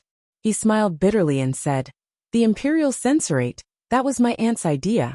You know why? Who told you to start investigating my aunt and the second prince as soon as you returned to the capital? Fan Xian did not bring up the matter of Nilan Mountain. Instead, he shook his head and said, As I said earlier, I have my own selfish motives. You should also understand why I want to investigate the eldest princess and the second prince. All the money in the palace treasury has been taken by the two of them. You want me to take over an empty shell next year? Li Hongqing said, No matter what, you are the eldest princess son-in-law. She only has one girl, Wanner. Would she really force you into a dead end? Let's take a step back. It's always good for everyone to live in peace. It's fine to take a step back. Fan Xian looked at him and said seriously, I'm just worried about you. I know that the reason you stand on the second prince's side is because you think that if he becomes emperor in the future, he will be more successful than the one in the Eastern Palace. His temperament seems gentle and kind, so you think that the manor will be more comfortable after he takes over. But have you ever thought that if he really becomes the emperor, won't he remember these things? Li Hongqing smiled and said, It's a good thing that it came from your mouth. Otherwise, others would think it was a clumsy attempt to sow discord. Fan Xian waved his hand and said, This is serious talk. Just treat it as me being meddlesome. In the spring, I told you by the Lujing River that you shouldn't get involved in these things. He looked into Li Hongqing's eyes and said, I know what you've done, but because of your status as King Jing, even if you have thousands of women at your command, you don't have a single soldier. It's not that I'm being arrogant, but the power you have is less than mine. How can you travel among these princes as you wish? Without waiting for Li Hongqing's reply, Fan Xian stood up and said seriously, What I'm saying is actually a bit narcissistic. Perhaps you laugh at me in your heart, but since the emperor has already been moved, I don't think the second prince will have many good days in the future. If you can keep your distance, keep it that way. He patted Li Hongqing's shoulder and said sincerely, I'm not saying this for anything else. It's just for Ruoro. Li Hongqing was silent.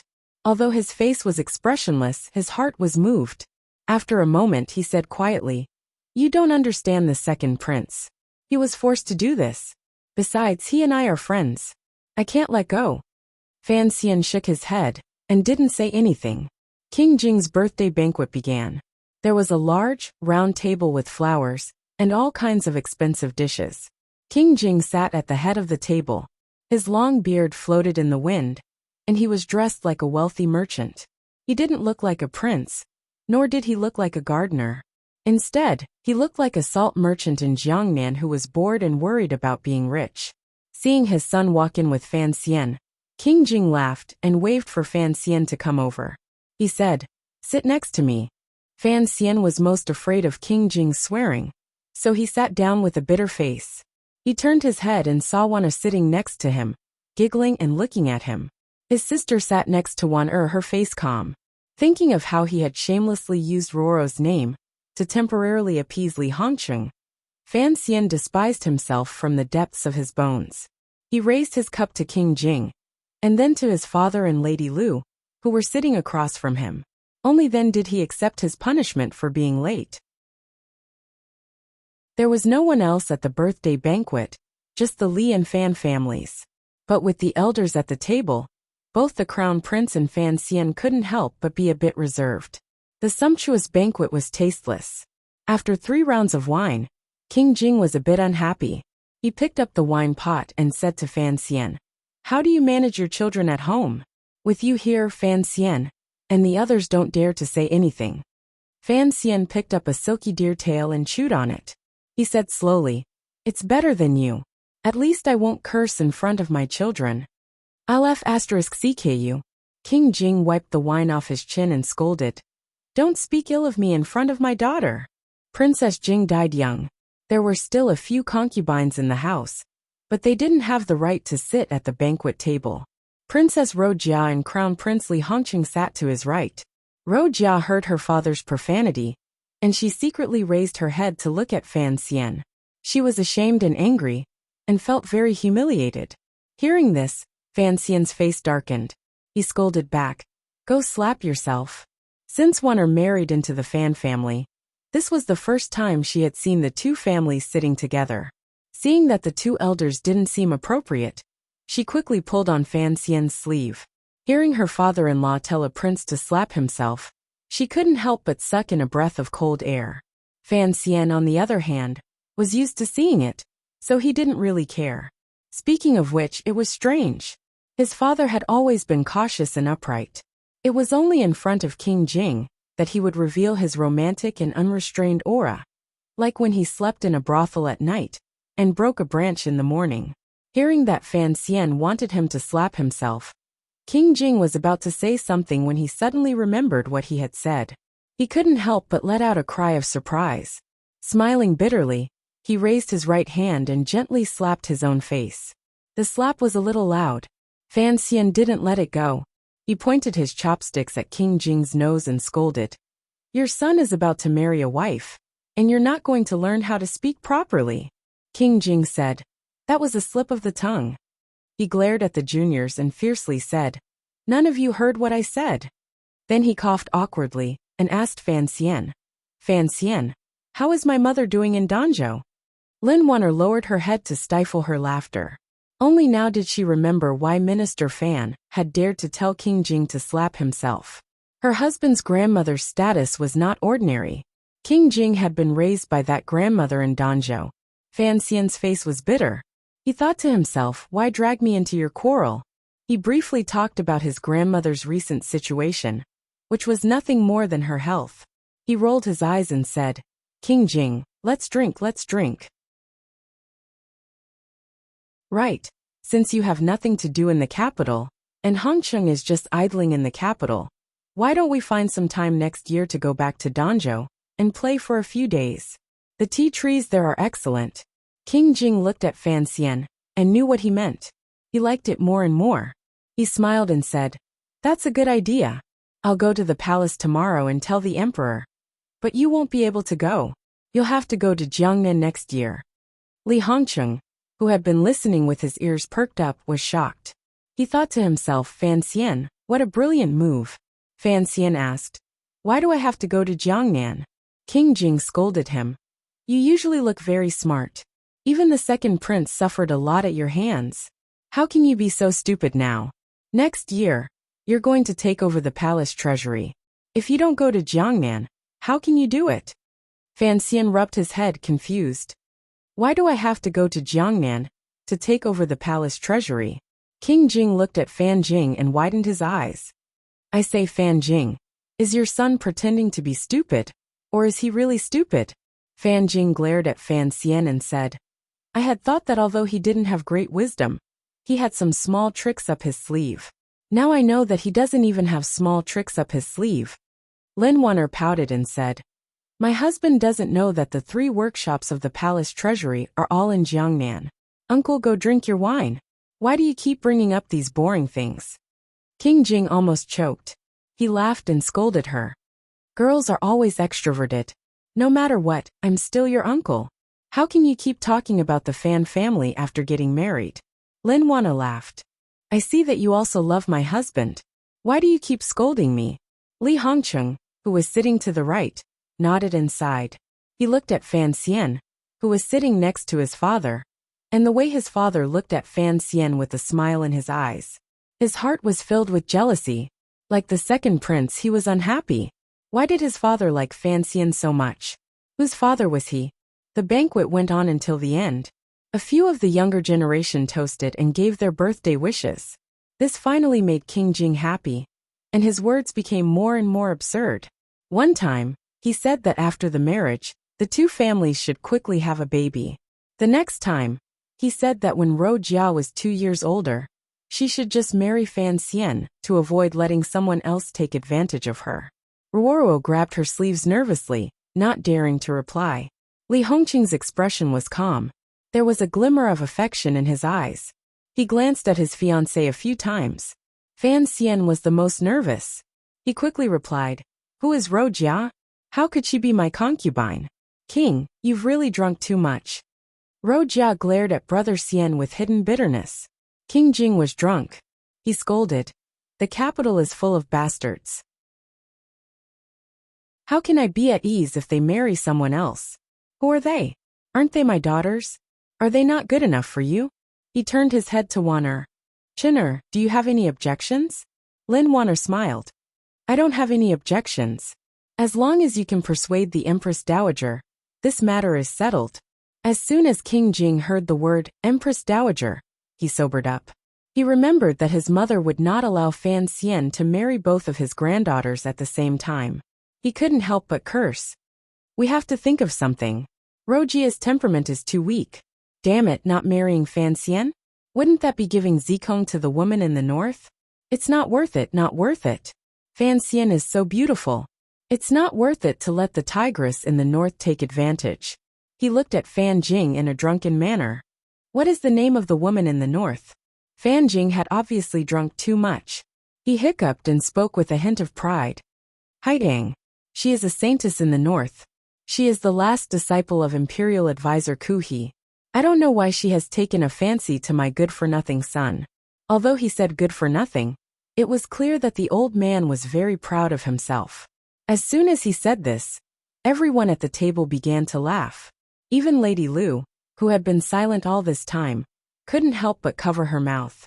Fan Xijia and Li Hongqing laughed the most. Fan Xian was the saddest person at the table. He had not expected his father to be so unrestrained after getting drunk. He had also not expected his father to remember Haitang's name. Fan Xian felt a slight pain in his forearm, but his expression did not change. He gently grabbed Wan'er's hand and raised his cup with his left hand. He smiled warmly. Drink, drink. There was another burst of laughter at the table. Even Ruoruo, who had been inexplicably uneasy, began to laugh. That Haidang. King Jing suddenly spoke. I'm afraid she is no longer Ku He's last disciple.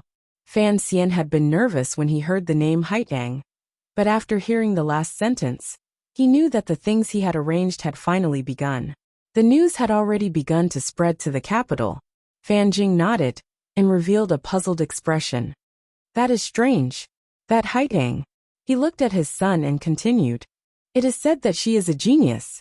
She is the youngest superior 9th level master in history. The people of Northern Qi say that she is a Tian my being. With a disciple like that, what could Ku he not be satisfied with? He actually wants to open up his own sect and take on another disciple. Crown Prince Li Hongqing also knew about this. He frowned.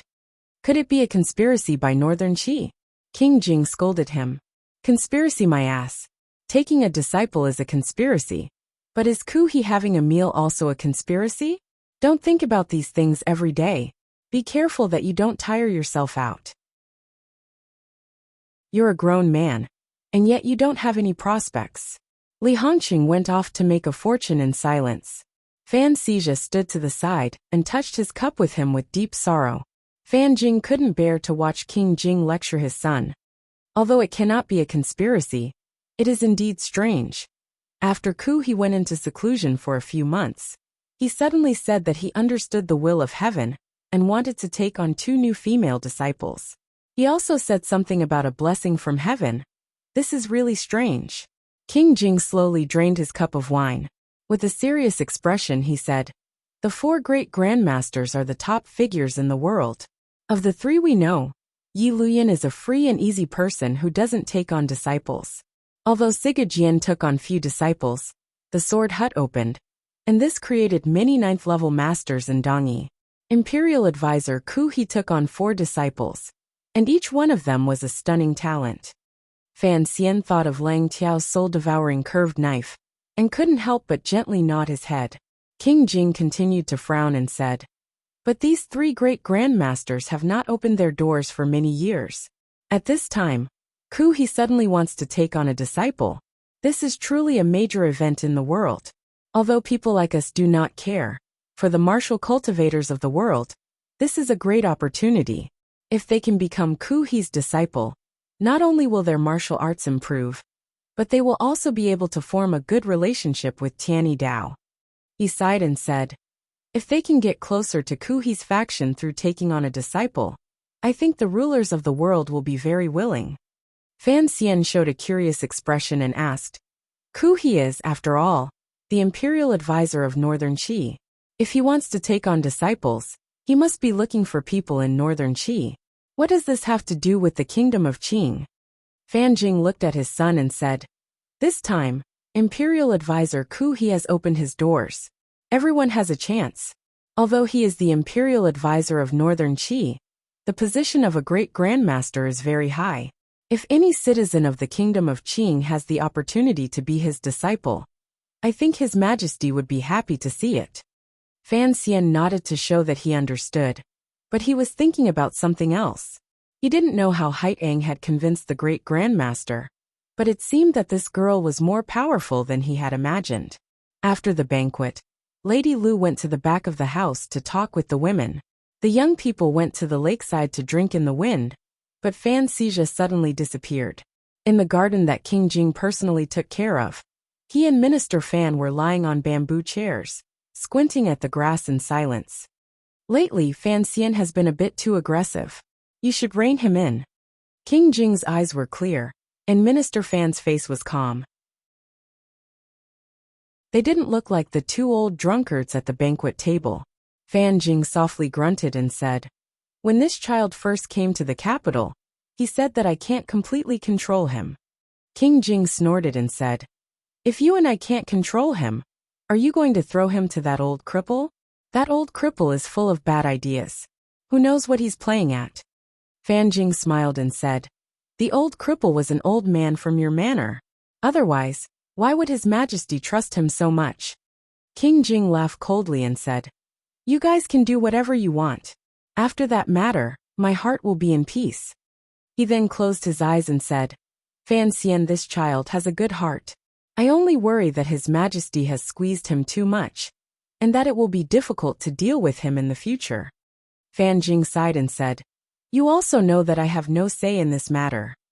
King Jing shook his head and sighed. Let these kids play. My brother probably likes to watch this kind of drama. Chapter 279. The sound of mahjong could be heard in the distance. The 2 old men looked at each other and shook their heads.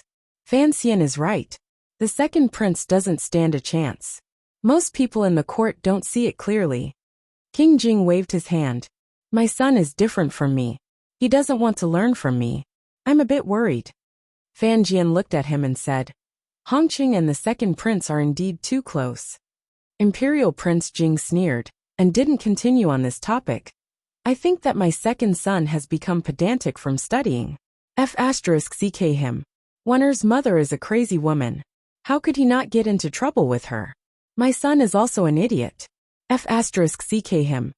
Fan Jian smiled. You can't ck the second prince's mother.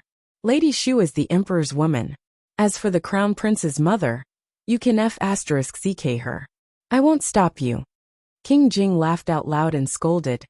Hongqing's mother has been dead for so many years, but I guess she's waiting for me in the underworld. You old man, you're finally willing to talk dirty. You used to be in a brothel every day, so I thought you've changed. He patted the arm of the chair and looked around at the familiar scenery. He said, Do you remember this house? That year in Chengwangfu, when we were young, our Tong-er grew up in this house.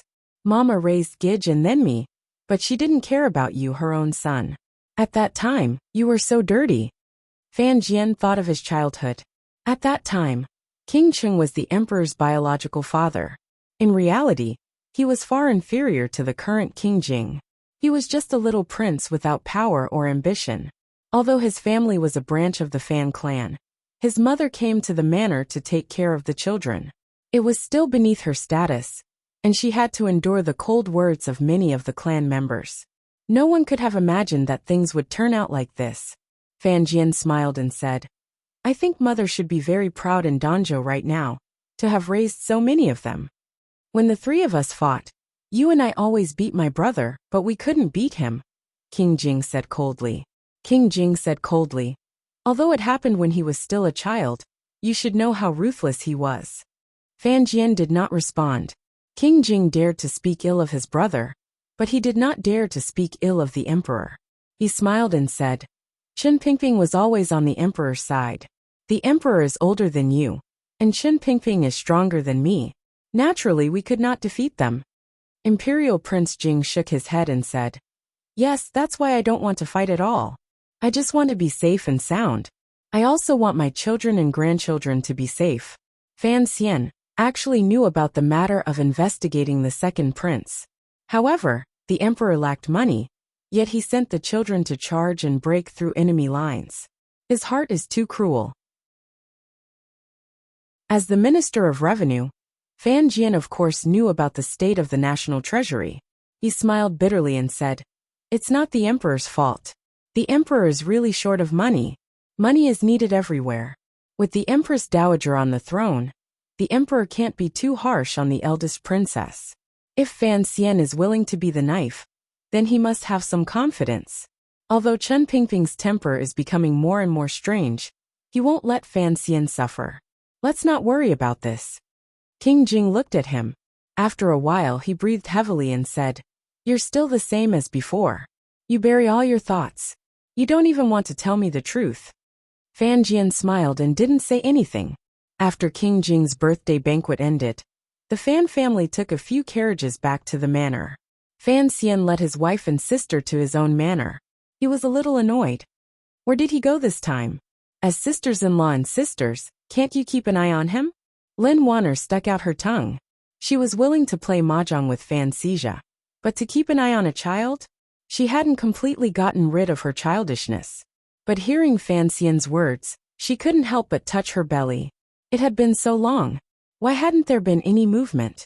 Ruorua was younger than Wanner by 2 months, but her temperament was calmer. She had always been in charge of Fan Xija's discipline. But a few months ago, when the palace announced that they were going to marry, her heart began to race. She was so nervous that she began to prepare to run away. Hearing her brother's tone of voice, she knew that he was talking about her. She felt wronged and said, I know. Fan Xian also felt that his temper was unreasonable. There was no reason for a 16-year-old girl to be a nanny every day. He quickly comforted her. Don't be angry. I'm just saying. The three of them entered the room, and the servant girl hurriedly brought them tea. Fan Xian picked a small white porcelain cup and drank it. He asked curiously, "Where are Cici and Siki?" Wanner smiled. "They went with us to the manor. We should let them rest first." Fan Xian smiled. "She's a servant girl after all. She's more precious than most young ladies." Hearing this, Wanner suddenly thought of something. "That Shirin, is she Cici?" she asked innocently. Fan Xian spat out a mouthful of tea and waved his hand. "What are you talking about?" Ruoro frowned in thought. Cici's temperament is like Qingwen's. She's very likable.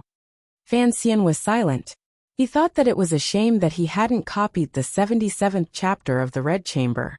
Qingwen wouldn't have had a good ending. In fact, he was also in a dilemma regarding Cici and Siki. Logically speaking, Cici should have been taken into his room long ago. He and Cici had grown up together, and their relationship was deeper than that of a normal master and servant girl. But if he wanted to take Cici, he would have to take Siki, who Wanner had brought with her. This was something Wanner had insisted on. Every time he thought about this, Fan Xian couldn't help but feel a sense of absurdity. But perhaps he and Cici still had some emotional foundation. But with Siki, damn, it was the friendship they had had when they visited the courtyard at night, where they had been drugging each day. No matter how he looked at it, it was hard to imagine lying on the same bed with that girl. But Cici was getting on in years. If he didn't make a decision soon, it would be difficult for her to marry. Looking at Lin Wanner's confused face, Fan Xian pinched her cheeks. They were soft and felt very good. Putting this matter aside, he gave her a look. Wanu understood. She knew that the brother and sister had something to talk about. So she got up and left the room, sending away the servants who were serving in the hall. "Do you know what I like about you?" Fan Xian poured a cup of tea for his sister and said with a smile.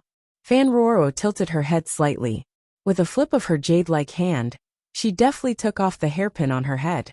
She loosened her scalp and shook her head gently. Like a black waterfall, her beautiful hair flowed down to her shoulders. She dipped her finger into the teacup and rubbed it between her brows. Vexed, she said, "Brother, I'm about to die from worry. Don't tease me anymore." Dipping tea and rubbing between the brows to clear the mind and calm the heart was Fan Xian's habit. Ruoro had also developed this habit. However, Fan Xian liked cold leftover tea, while Ruoro liked warm, fresh tea. There was not much difference between the brother and sister. "I'm not teasing you," Fan Xian sighed. "Sister, you are truly very calm. Just like today, when the two families in King Jing's manor were talking about marriage, it was already very difficult for me to pretend as if nothing had happened. You are the person involved, yet your face didn't change, and your heart didn't jump. It is truly remarkable." Ruoro's personality was calm, but when it came to matters concerning her future, she could remain calm for another reason. She looked at her brother and smiled. "When you are not home, I am a bit nervous. But when you are home, I am not nervous. You have me." The three calls of brother were like three mountains pressing down on Fan Xian's body, making it impossible for him to wash his hands of this. Fan Xian frowned and said, "His Majesty appointed the marriage, His Highness is happy, and Father is happy. Although the Crown Prince is a bit of a playboy, he is still the most outstanding young man in the capital. It will not be easy to cancel this marriage. Sister, you trust me so much. It makes me feel a bit pressured." Ruoro pursed her lips and said, "In any case, I will listen to you." Fan Xian thought for a moment, then said seriously, "You should remember Sea Lily, right?" Fan Ruoro looked at her brother's expression and nodded with some surprise. "The woman who wanted to kill you?" Fan Xian smiled. "Correct. I always felt that she was different from the women of this world. Regardless of whether what she did was right or wrong, at least she dared to think what she wanted and do what she wanted to do. On the day we left Shangjing, I asked her why. Sea Lily said that perhaps it was because her family had been destroyed since she was young, and she had no choice but to flee the world. She wandered from place to place, so she had traveled more and experienced more than the average woman of this world." Fan Ruoro nodded slightly and said quietly, "You once said that to travel 10,000 li and read 10,000 books is something that is extremely beneficial to one's life." "Correct. This is also why I am willing to go to Northern Qi. But reading can be done at any time. Fan Xian looked at his sister's warm and pure eyes and said gently, but to walk the world, to see a different scenery in life, is extremely rare. Especially for the young ladies of the capital's official manners. Fan Ruoruo laughed slightly at herself. Other than living in Danzhou for a year when I was young, the furthest I have traveled in my life is the Tsang Mountains. Like Wudu, the people of Northern Qi, the scenery of the meadow, I naturally have no luck to see it. Do you want to see it? Fan Ruoruo hesitated for a moment, then nodded heavily. As she grew up, Fan Xian's deceitful teachings had been at work, so she was very different from the other daughters of government officials. Every time she thought of the world and the various forms of life that her brother had once described, her heart would stir a little. The women of the kingdom of Qing might be able to wander around the capital before they were married, but after they were married, they were locked up in their manors. Even if they wanted to go out, they were not free. Such a life of confinement. Whenever she thought of the possibility that she might spend the rest of her life in such a muddled state, her heart was filled with great reluctance. Fan Xian sighed in the depths of his heart. Since he had opened a window in his sister's heart, since they were young, and let her see the scenery outside, he had the responsibility to help her open a door and help her walk out. Before you marry the crown prince, I will think of a way to send you away, Fan Xian said with narrowed eyes. Fan Xian narrowed his eyes and said, everything is going according to plan. Seeing King Jing's and my father's reactions today, I know that this matter is indeed feasible, and not as impossible as I originally thought. Ruoruo was a talented girl in the capital, and was exceptionally intelligent. She immediately guessed her brother's intentions. She said with great astonishment, could it be that you want me to become a disciple of Ku He? Fan Xian gently patted her head. His hair floated gently. He smiled and said, have you finally come to your senses? Ruoruo's mouth opened wide. Her face was full of disbelief and shock. She muttered to herself for a moment before organizing her words. How is this possible? Why is it not possible? Fan Xian raised his eyebrows. Ku He opening the mountain to accept a disciple. How big of a deal is that? Since he used the move of sending auspicious signs from heaven, it is not limited by territory. My sister is a famous talented girl. Becoming his disciple is giving him face. How could he not accept her? Ruoruo knew this was a naughty joke. She lowered her head and said, I don't know martial arts. All paths are interlinked, Fan Xian encouraged her. You are a talented girl. Not only can you write poetry, but you can also learn to fight quickly. Ku He is a great grandmaster of Tianyi Dao. Of course he understands this.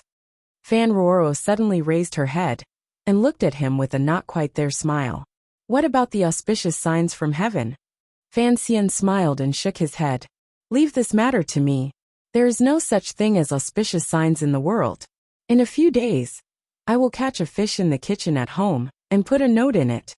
Fan Ruoruo's face still carried that faint smile. She asked, this matter, I'm afraid you planned it in advance? Fan Xian paused. A moment later he smiled bitterly and said, I won't hide it from you. When I was in Northern Qi, I began to arrange this matter.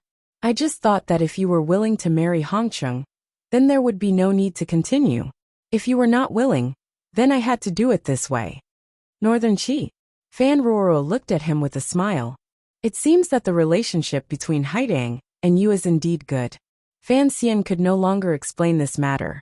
To be able to make a great grandmaster open the mountain to accept a disciple, this relationship was too shallow. Of course it could not be done. It was just that Fan Xian had paid a great price for this matter. Otherwise, how could he have made a great grandmaster act with him? But he did not want his sister to worry, so he did not say it clearly. Do you want to go to Northern Qi to study and travel? Studying abroad is very comfortable, Fan Xian asked his sister directly. Fan Ruoruo lowered her head and thought for a long time. It seemed that she was considering something important. She still did not nod. Chapter 280. After a while, Ruoruo raised her head. Bulu was speechless. But what about father? Fan Xian frowned. I'll be filial in the capital. You can play for 2 years. But, can you really break off the engagement like this? Fan Roro still didn't believe it. Kuhi's reputation is much greater than that of the Emperor of Northern Qi. Fan Xian smiled. Even the Emperor of the Kingdom of Qing will give him some face. Besides, if you become Kuhi's disciple, you'll only delay the engagement for 2 years. It'll be easier to explain to King Jing's manner. Fan Roro shook her head. It can't be that simple. Fan Xian bit his thin lip, feeling a headache coming on. Of course, he couldn't tell his sister about the crown prince and the politics of the court. She was cold on the outside but warm on the inside. Once she heard that he was going to do so much for her, breaking off the engagement, he was afraid that she would grit her teeth and marry him. The thing is, you're only 16, Fan Xian said righteously.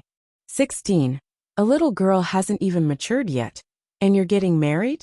This is blatant persecution. Fan Roro's face went from snow white to bright red. She was so embarrassed that she punched him. How can a brother say that? She mumbled for a while, and then bravely retorted. Besides, when my sister-in-law married you, she wasn't even 16 yet, right? Fan Xian's eyes rolled back, and he almost fainted. Brother, actually, if I could really leave the capital and see the world, I would be very happy. Fan Roro's eyes were filled with the longing for freedom. It's just, when I think of leaving your side, I feel a bit panicked and afraid. Fan Xian smiled. Silly child. Before everyone learns to be truly independent, they will always be afraid, just like when we first learned to walk. Fan Roro covered her mouth and laughed. Really? But I heard people in Danjo say that when you were young, you learned to walk faster than anyone else. And as soon as you learned to walk, you started running everywhere. You weren't afraid at all. Fan Xian thought to himself, I'm a freak. Normal people can't learn. All right, I'm just asking for your opinion. Since you're willing, leave this matter to me.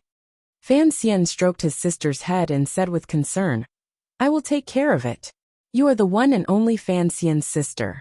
Of course, you will become the one and only woman in this world.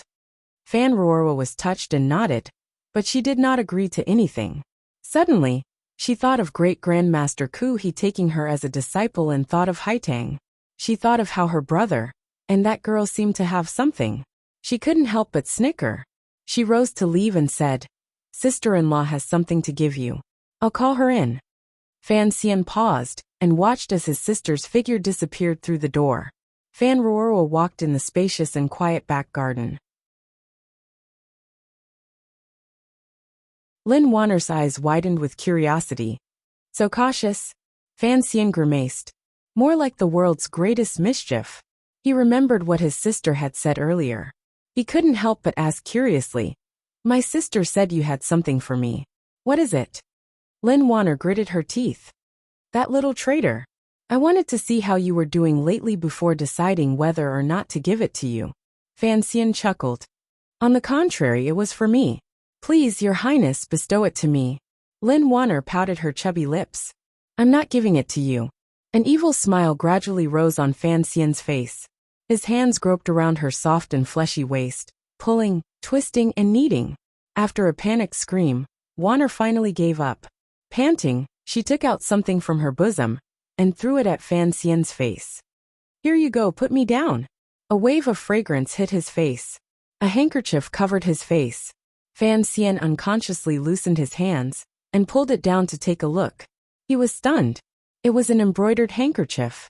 On it was a pair of mandarin ducks swimming in the blue waves. The cloth was good cloth. This was a tribute from the palace. It was a world-class product woven in Jiangnan. The thread was good thread. Regardless of whether it was gold, yellow, red, or green, the quality of the thread could be seen. Presumably, it was a product chosen by the Suzhou government. The intention was also good. The mandarin ducks were in pairs, and the blue waves rippled. On the water, there was a branch of peach blossoms with 2 or 3 pink flowers. Only, this needlework was really not very good. He could only see the stitches jumping back and forth. Next to the thread were densely packed little holes. It was clear that the embroiderer had used countless stitches. Even so, the embroidered lines were still crooked and twisted. There was no sense of smoothness. This pair of mandarin ducks, which should have been peaceful, had been embroidered into a funny-looking water bird. The pink peach blossoms had been embroidered into a postmodern deconstructionist color ball. Fan Xian's eyes widened. He looked at the embroidered handkerchief. The blue waves were actually just a few lines of water. The embroidery was not bad. But why was it yellow thread? Was it embroidered with the Yellow River Waterbird ball?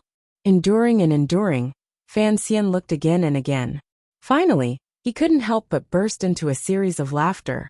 The laughter spread throughout the entire manor. Wanner, who knew her place, had long hidden in shame in her sister-in-law's room. But hearing this humiliating laughter, she was emboldened. Gathering her courage, she strode back into the room. With her hands on her hips, she extended her orchid fingers, pointed at Fan Xian's nose and scolded, "You're not allowed to laugh." Fan Xian looked at his wife's puffed-up cheeks and laughed uncontrollably. He quickly covered his mouth with one hand and covered his stomach with the other, rocking back and forth in the chair like a roly-poly doll. Lin Wana was embarrassed, angry, and wanted to laugh. She rushed forward and tried to snatch the embroidered handkerchief from Fan Xian's hand.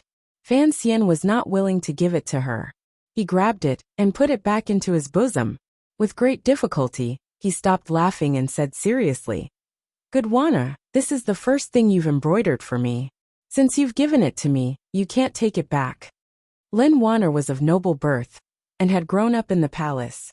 She had always been served by nannies and serving girls. She had never done needlework.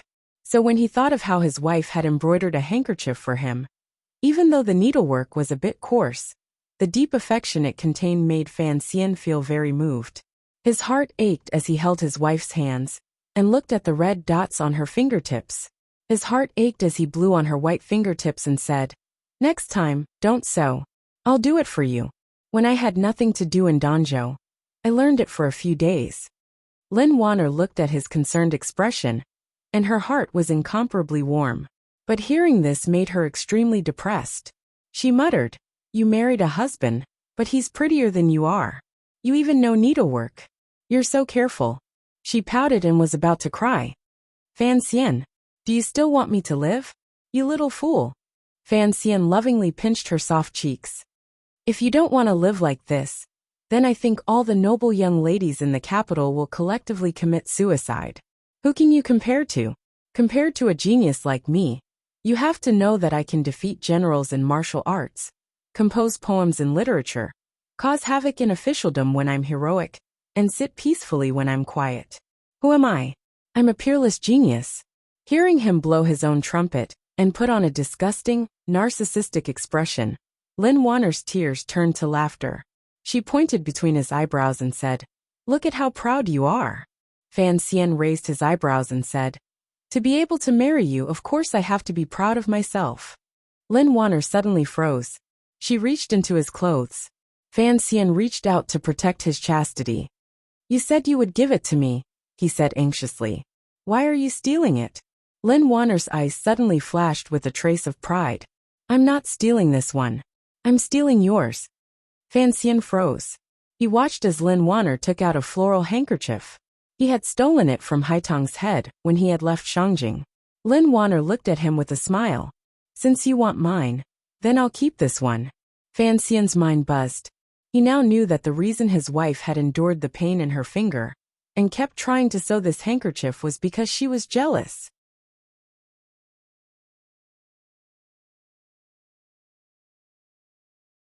Chapter 281.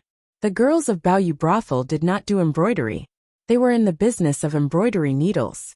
As the saying goes, if you are skilled enough, you can grind an iron rod into a needle. Today, they had come in disguise to relax. So Fan Xian and his group had changed into a normal carriage. With a clatter, they came to a secluded area in the west of the city and stopped in front of a 3-story wooden building. A worker from the building had long since come out to rein the horses. His movements were very nimble. There was also a clean-dressed receptionist who welcomed them in. Today, Fan Xian had done something to his eyebrows and added a few pockmarks to his left cheek, mirroring Fan Xi's appearance. He had cleverly darkened his appearance. In a society where information was not as advanced, he believed that not many people would be able to guess that he was the famous Fan Sien of the capital. Baoyu Brothel was a wooden building. Normally, when a wooden building had 3 stories or more, the space between the floors would be compressed to ensure the stability of the building. But this Baoyu Brothel was very tall. Standing in front of the building, one could clearly see the sky behind the building. Fan Sien knew that the wood of this building had to have been transported from the north. He walked into the building, and his hand unconsciously brushed over the large pillar next to the door to confirm his suspicions. It was still early, but the hall on the first floor was already filled with many guests. There was a small platform in front of them, and on it was a plainly dressed girl. She was playing a guqin, and the sound of the guqin was enough to calm one's heart. Fan Sien squinted his eyes, and he felt that this brothel was not as simple as it seemed. The 3 of them followed the receptionist's directions to the second floor. They chose a table at the back of the building and sat down. Fan Sien sat next to the railing, and used his eyes to signal Deng Ziyu and Shi Chanli to sit down. Leaning against the railing, he looked down and noticed that the railing had been painted with green and gold paint. He couldn't help but think that this was a newly opened brothel. Even the details were so luxurious, and it seemed that the owner was rich. It seemed that Mutai's judgment had been correct, and it had to have something to do with the princes. There was something strange about this Baoyu brothel, and this strangeness came from its elegance. It did not fit the mold of a brothel. There was no pimp welcoming them, no madam putting on makeup to coax them, and not even a few voluptuous women with their breasts exposed could be seen. There was a refreshing smell, and it didn't look like a brothel at all. Fan Sien had been in the capital for a year and a half, and had been to such places a few times. But this was the first time he had seen such a scene. When he leaned against the railing and looked out, his heart jumped. The building faced the street, and was secluded. Behind the building was a lake. The lake was long and narrow. It was the famous thin lake in the capital. The few of them sat by the railing, feeling the cool autumn breeze gently blowing over the lake. It was an indescribable feeling of comfort. Fan Sien could not help but pat the railing and squint his eyes. Behind the Baoyu brothel, there were many small, independent courtyards. They were hidden among the autumn trees, and occasionally, the walls were white and gray. It was very elegant, but his eyes were very sharp. He had already noticed the sewage drain behind one of the courtyards. It was faintly dyed red, and he knew that there were many girls living there. It looked like the front of the Baoyu brothel was just a restaurant to welcome customers. It was like visiting a famous mountain. There needed to be fog in front of the mountain in order to arouse the curiosity of the tourists. The 3-story wooden building of the Baoyu brothel was like the fog in front of a famous mountain. It hid the small courtyards behind it, and it was the best way to arouse the desire of the customers. The owner of this brothel was very smart. If he was someone who could be bought, and did not have the lives of the prostitutes on his hands, Fan Sien might have been interested in hiring him to manage the palace treasury. But when it came to the business of a brothel, Fan Sien had a very pure attitude. A customer was a customer, and a prostitute was a prostitute. One gave money, and the other gave flesh. Even if the streaky pork was wrapped in 300 poems, it would not be able to erase the essence of the business. He only took a few glances at the courtyard by the lake, and could not help but shake his head. This soft Saber Mountain manor most likely earned a lot of money in a day. There was another thought that was somewhat dreary. He always seemed to be thinking, under the soil of those elegant courtyards, were there the skeletons of some weak women? While he was lost in thought, Shi Chanli had already ordered a few dishes. The service of the Baoyu brothel was excellent. Not long after, 2 servants, who looked 13 or 14 years old, came over with plates of food. They gently placed the delicate porcelain plates on the table, without making a sound. They were indeed well trained. The dishes on the plates were very tempting. A dish of camellia shrimp gave off a light fragrance, and a few yellow and translucent oil quietly floated on a small bowl of chicken soup with shredded noodles. There was also a home-style beef soaked in oil with shredded green onions 3 fingers wide. There were also a few small dishes that went well with the wine. The handsome servants poured wine for the 3 of them, and Shi Chanli waved his hand to dismiss them. Fan Sien smiled and looked at him. He admired this student's natural and easygoing manner, for he dared to make decisions in front of him. The wooden spoon moved slightly in the chicken soup, and the aroma that had been hiding under the soup suddenly came out. Even Fan Xian could not help but be a little surprised. He took the bowl that Shi Chanli handed over and tasted it. He could not help but praise it. Today, Fan Xian used the pseudonym Mr. Chen, which was chosen by Chen Pingping. At the table, the three of them were like normal friends, enjoying the scenery and the food. They drank and chatted, and only talked about interesting things in the capital. Deng Ziyu was the person in charge of the Qinian unit, and he was worried about the commissioner's safety. In a place like this, where he did not know if he was friend or foe, he was a little nervous. But under the pressure of the wine and Fan Xian's stern gaze, he relaxed a little. After 3 rounds of wine, Shi Chanli could not help but frown. He lowered his voice and asked, "Mr. Chen, what are we doing here today?" Fan Xian laughed and said, "Of course, we are here to try out the most luxurious things in the capital." After making sure that no one was eavesdropping, he quietly said, "Mu Tai told me about this place, so of course he had his reasons. But he did not dare to say it, so I thought there must be a reason for it. Every now and then, I come to take a look." Shi Chanli shook his head and gave a wry smile. He said, "Although I feel sorry for the women in this brothel, the life of a prostitute is common, and the law of the Qing kingdom allows it. Why would you place yourself in danger?" Fan Xian used his chopsticks to pick up a thin slice of beef and placed it in his mouth. He slowly chewed and smiled. "This Baowa brothel has taken the lives of 4 women in a single month. Their cruelty is something that even I cannot compare to. I am here to learn from them." Shi Chanli frowned and said, "Criminal cases are handled by the capital's magistrate. The Overwatch Council is only responsible for the officers of the Overwatch Council. They do not have the power to interfere. I think you have other ideas." Deng Ziyu drank some wine and became a little braver. He said, "We are investigating the capital's magistrate for failing to do his job." And he looked at Fan Xian, and after receiving his permission, he lowered his voice and said, "The true owner of this Baiwa brothel is something the Overwatch Council has not been able to find out. That is why they feel it is strange." Shi Chanli was shocked. The Overwatch Council had spies all over the capital, and they had spies in every manner. They had many eyes and ears, and their power was astonishing. It only took a month for the Overwatch Council to uncover the relationship between the second prince and Xinyang. On the surface, the Baowa brothel was just a brothel, and yet the Overwatch Council could not find out who its true owner was. He thought to himself that there was only one possibility. The owner of this brothel had something to do with Fan Xian. Knew he understood what he meant. He smiled and said, "This owner is a problem for the 8 bureaus. It looks like someone in the council is covering for him." The most powerful thing about the Overwatch Council was its professionalism and its complex, systematic organization. It was difficult for the council to have any major loopholes. The appearance of Zhu Ge in the first bureau was enough to shock everyone who knew the truth. Zhu Ge had only been dead for 2 days, and now there was someone in the Overwatch Council working for the princes. This was what Fan Xian was most worried about. He was the commissioner of the Overwatch Council. How could he allow someone to do as they pleased in his territory?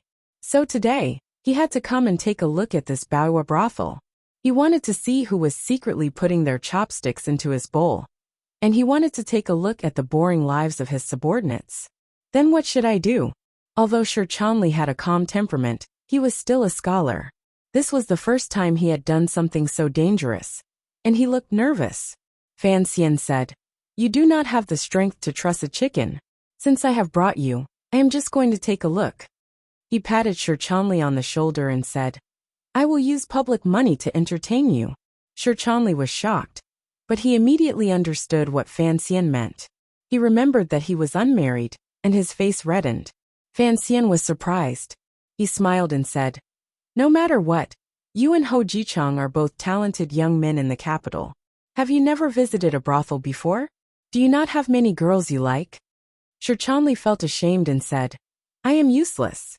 I am useless." Fan Xian could not help but laugh.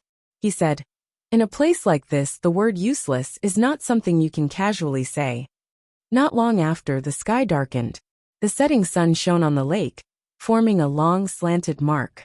But the weather was not good, so the golden mark on the surface of the water was a bit dim. The lights in the Bayou brothel quickly lit up. It was as if someone had cast a spell on it. In a very short amount of time, countless colored lights were hung up, illuminating the entire brothel. The shadows of the lights were reflected on the surface of the lake below.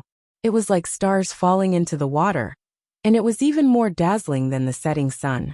The lights were lit, and the people were there. The Bayou brothel welcomed the busiest time of the day. Many carriages were parked in front of the building. Although the people who came out were all wearing casual clothes, they still exuded the air of a government official. It seemed that they were all officials who often came to the capital. Many of these people were accompanied by wealthy merchants. Fan Xian could use the money from the Overwatch Council to pay off Shi Chanli. But the officials of the 6 ministries were still used to eating from the rich. It was a safe and honorable thing to do. The side of the railing was slightly darker, enveloping the 3 of them. Fan Xian narrowed his eyes to see the light in the darkness. He saw a few officials he had seen at the banquet. However, those officials had directly entered the private room, so he didn't see clearly who was accompanying them. Not long after, the private room was almost full. The second floor began to fill with more and more people. The sound of stringed instruments mingled with the sound of people shouting. It was a very lively scene. The women, who were wearing tube tops, began to walk around the building, and the people grew more and more popular. Fan Xian looked at the leftover food and cold wine on his table, thinking that if the owner of this brothel knew who he was, it would be a different story. "You guys have fun," he ordered. Shi Chanli nervously asked, "Sir, where are you going?" Fan Xian replied, "I came here specifically to relax. Of course, I have to relax a bit. As the saying goes, nothing ventured, nothing gained." He spoke in a gentle and pure manner. Although Deng and Shi Chanli had to believe him, they still felt a bit strange. If you don't enter a brothel, how can you get a prostitute? It seemed to be the same principle. Fan Xian smiled and said, "When you're having fun, remember to get some information. Don't ask about the owner. Just ask about the daily life of these girls. The more detailed, the better. Of course, if it's not convenient, then don't ask. Don't let people see that we have other intentions. That's the most important thing." Deng Ziyu looked at the commissioner. Only now did he truly believe that he was here to investigate secretly, and not to visit prostitutes. But such a small matter as getting information out of someone like him did not seem like it was the place for an official of his level to do it, much less for the commissioner to come. At this time, the lamps in the small courtyards by the lake had been lit one by one, blooming with kumquats. Deng Ziyu stood up and waved his hand to summon a servant, saying, "Make the arrangements for our master." The servant extended his hand to receive the gold, which was as thick as a finger, and felt it sink. He was shocked to find out that these 3 were wealthy guests. He did not dare to neglect them, and hurriedly informed the receptionist. The receptionist hurried over and, with a soft and gentle tone, expressed his apologies for the poor reception he had received earlier. He then led the 3 down the stairs, carefully supporting them as they walked. Along the way, he spoke eloquently, as if he wanted to find out where these 3 wealthy guests had come from. Fan Xian did not pay attention to him, and continued to walk forward with his hands behind his back. Shi Chanli laughed and chatted with the receptionist, saying that he was a scholar from Jiangnan who had come to visit the brothel. This was his first time entering the brothel, and he did not know what sort of entertainment this place had. The receptionist laughed and said, "My 3 masters in this Bayou brothel, there is nothing you can't think of, but nothing we can't do.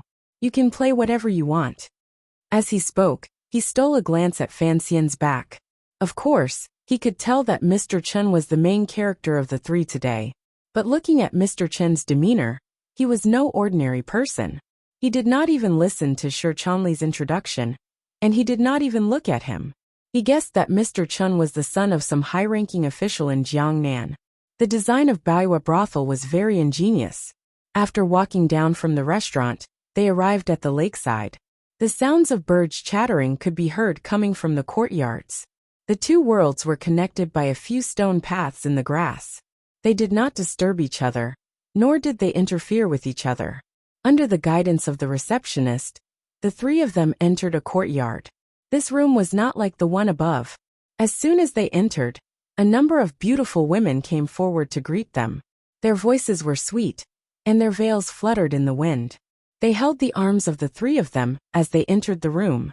It was as natural as welcoming a husband returning home. The room was warm, and in the corner was a heating box. In this early autumn weather, it forcibly added some spring warmth. In the corner of the wooden table, there was a pot of fake flowers. The petals were all embroidered with southern silk, and they were very beautiful. Waves of fragrance wafted into his nostrils, and Fan Xian furrowed his brows. He then smiled and turned his head. He spoke to Shi Chanli, who was sitting awkwardly on top of a voluptuous woman, and said, "Relax. There is no tigress in the house." He opened his outer robe, and the woman next to him quickly took it. She warmly said, "I just had some food and wine. Now would you like to listen to some music or drink some more?" Fan Xian sat down on the soft couch and waved his hand. He said, "Set up another table. I want a singer as well. Give me a massage first." The woman serving him looked very happy, and gratefully said, "You are very considerate, sir." She quickly put away his outer robe, and a young servant girl poured tea, which she carefully placed in front of the three of them. She also brought out a few plates of fresh fruits, which were rarely seen in the capital. Then, she half knelt on the couch, and gently placed a pair of soft hands on Fan Xian's shoulders. She gently massaged them. Fan Xian knew that the more he spent here, the more benefits the woman serving him would receive. Feeling the strength of her hands on his shoulders, he thought to himself that the service of the Baoyu brothel was not bad. He then looked at Shi Chanli, who was still fidgeting, and Deng Ziyu, whose face was as serious as if he was still in the middle of a correction. He couldn't help but curse them in his heart. One look, and he could tell that these two were inexperienced, and they were a disgrace to the Overwatch Council and himself. The woman behind him, who was massaging Fan Xian's shoulders, lowered herself lower and lower, and two soft breasts pressed against Fan Xian's back. Fan Xian suddenly realized that he had not asked for her name. He had not even taken a good look at her face. For some reason, he was surprised at how calm and heartless he was. After a moment of silence, he quietly asked, "What is your name?" "Yenner." The woman's fragrant sleeves were placed in front of Fan Xian's chest, and her soft and full breasts were cleverly rubbing against Fan Xian's back. Her voice was very soft, and it sounded right next to his ear. Her warm breath blew into his ear. Fan Xian couldn't help but laugh. He reached out his hand and scratched his ear, explaining, "I'm ticklish." He knew that Yenner was a fake name, but it was strange that when he glanced at her earlier, he could tell that she was a beautiful woman, even though she was wearing a lot of makeup. With such beauty, was she just an ordinary member of the Baoyu brothel? Was she someone who could be used to serve a nobody like him? Just as the room was beginning to warm up, the singing girl entered the room. Fan Xian looked at the girl's face, and his heart jumped. He thought to himself that even she had been snatched away by the Baoyu brothel. Chapter 282. The girl who entered the room to sing was called Sangwon, and she was a famous singer in the capital. In the past, it was not easy for the nobles to see her. The reason why Fan Xian recognized her was because more than a year ago, when he was spending the summer with Wanner and Ruoro's family in the summer resort to the west of the capital, Sangwon had been invited by Wanner to sing a song in the villa for a whole afternoon. At that time, the wind was blowing across the lake, and Fan Xian was sitting next to Wanner, Yi Ling and Fan Xian. It was the most beautiful moment he had experienced since his rebirth. And the song Sangwon sang had a line that said, "Suddenly we meet again." It was a line that matched the first time Fan Xian and Wanner met at the Qing temple, and so he had a particularly strong impression of her. After Sangwon entered the room, she bowed slightly and sat down in the corner, expressionless. She held an instrument that looked like a lute, and in a clear voice she said, "What song would you like to hear?" Fan Xian's eyebrows furrowed. He knew that she had not recognized him, but he did not know if she remembered the lines he had written for her. Last summer, when Fan Xian was in the summer resort, he had copied a poem by Tang Xianzu and given it to Sangwon. Sangwon used this poem to become even more famous in the capital, but she did not reveal the true author of the poem, as Fan Xian had told her. "Let's sing a song." Fan Xian leaned back into Yenner's soft embrace and closed his eyes. He picked a song that he was most familiar with, and in his heart, he was wondering how a singer like Sangwon could have been recruited by the Baoyu brothel, and how could they have sent her out so casually. In addition, Yenner was not an ordinary person either. Had the owner of the Baoyu brothel already seen through his identity? Ding! Ding! 2 crisp sounds rang out, and Fan Xian was pulled out of his thoughts. He smiled and thought that it made sense. Even if the Baoyu brothel knew who he was and wanted to please him, he did not have to worry about anything. Being a commissioner at night was not a big deal, and the imperial censorate would come and report him. Sangwon's eyebrows were thin and curved, and she looked very weak. Her lips were not painted, and so they looked a little light. Her facial features were beautiful, but her cheeks were a little too wide, and her face was a little too big. Her mouth was also a little wider than the average beauty. Her fingers brushed across the strings, and her lips parted as she sang. "Why have I come to cover my skirt? For the jade skin and the fragrance of my waist. For the spoons, I sleep like a pancake and breath like a thread. To be killed by GMO, if one is honest, why would he refuse? What should have been a happy ending has turned into a yearning to the bone." Note 1. Her voice was graceful and soft, especially when she reached the part where her breath was like a gossamer. Behind Fan Xian, Yenner's breathing grew heavier. It was extremely provocative. Fan Xian's eyes were half closed as he listened, and he noticed that there was a wine cup next to his lips. He did not open his eyes, knowing that it was Yenner feeding him wine. He opened his mouth and drank it. He felt warm all around him, and the atmosphere was lovely and relaxed. It was a good feeling, and he thought it would be nice to relax for a night like this. As for who the owner of the Baoyu house was, he could find out later. But when the song reached the last few lines, the atmosphere in the room became strange. Fan Xian slowly opened his eyes and looked at Sangwon, who did not seem to notice anything. He was sure that she did not recognize him, and that she was purposely acting cold. Perhaps she was having an argument with the Baoyu brothel. The last few lines of the song made the meaning of the song clear. This song was written in the language of everyday people, and it vividly described a wife's pain and lovesickness because her husband had not returned from a long journey. The song was simple, and the words were simple, but the meaning was good. It was worthy of Sangwon's status. But at this time, everyone was visiting prostitutes, and for her to sing a song like this, it was a bit of a wet blanket. Yenner saw Fan Xian's calm expression, and for some reason she felt afraid. She quickly poured another cup of wine and brought it to his lips.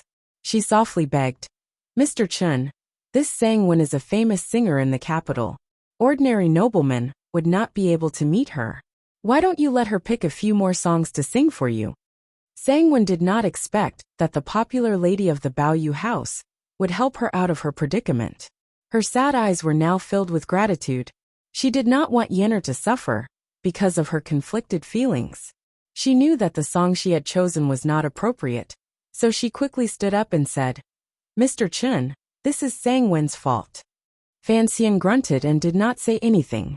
Everyone in the room looked at his face, and Shi Chanli and Deng Ziyu did not know what Fan Xian was going to do. Unexpectedly, Fan Xian immediately smiled and said, "The people of the capital are different from those of Jiangnan. It is a good place, and even the songs tell people to be kind." Hearing this joke, the girls all felt relieved. Yenner quickly smiled and said, "If you are going to be kind, how am I going to make a living?" Fan Xian smiled and patted her leg. His fingers slid across Yenner's slender thighs, taking advantage of her. He did not allow her to rub his shoulders, and instead, they sat side by side and drank. Sangwon regained her spirit and smiled. She sang another song. In the Luofu dream, there is a real immortal, with 2 locks and a screw, and 9 rings of pearls. Clear willows are soft, spring onions are delicate, and autumn lotuses are round. In the cup of wine, there is a sense of bashfulness, and in the painting, there is the beauty of the cicada. Let me ask you, the moon is setting, what year is it? As soon as she finished, Fan Xian was the first to praise her, and said sincerely, "Good singing." Tilting his head to look at Yenner's beautiful face, he smiled and said, "So this song is about Yenner. Spring onions are delicate, and autumn lotuses are round." His hand followed Yenner's fingers and slipped into her sleeve and squeezed. His other hand gently lifted Yenner's chin and said, "What a beauty! Only, you don't drink enough, so you don't have that bashful blush." He looked down at Shi Chanli, who was holding the prostitute, and his face was bright red. He laughed and said, "So this is about you." Hearing his funny words, the girls couldn't help but cover their mouths and laugh. Yenner smiled sweetly and picked up 2 wine glasses. She clinked glasses with him and drank the whole glass. However, she was in a trance for no reason. This child was really a master at manipulating the mood of the audience. Was it really like what Sister Yuan said, that he was an official? It was late at night, and Fan Xian had chased Deng Ziyu and Shi Chanli into a room on the side of the courtyard. The room was soundproof, and for a long time, the sounds of the men and women could not be heard. Fan Xian could not help but smile. He thought that Deng Ziyu might be able to keep his mind clear, but he was not from the Third Bureau, so it would be difficult for him to get any information from these prostitutes. As for Shi Chanli the scholar, he was afraid that he had long been stripped and eaten alive by those girls.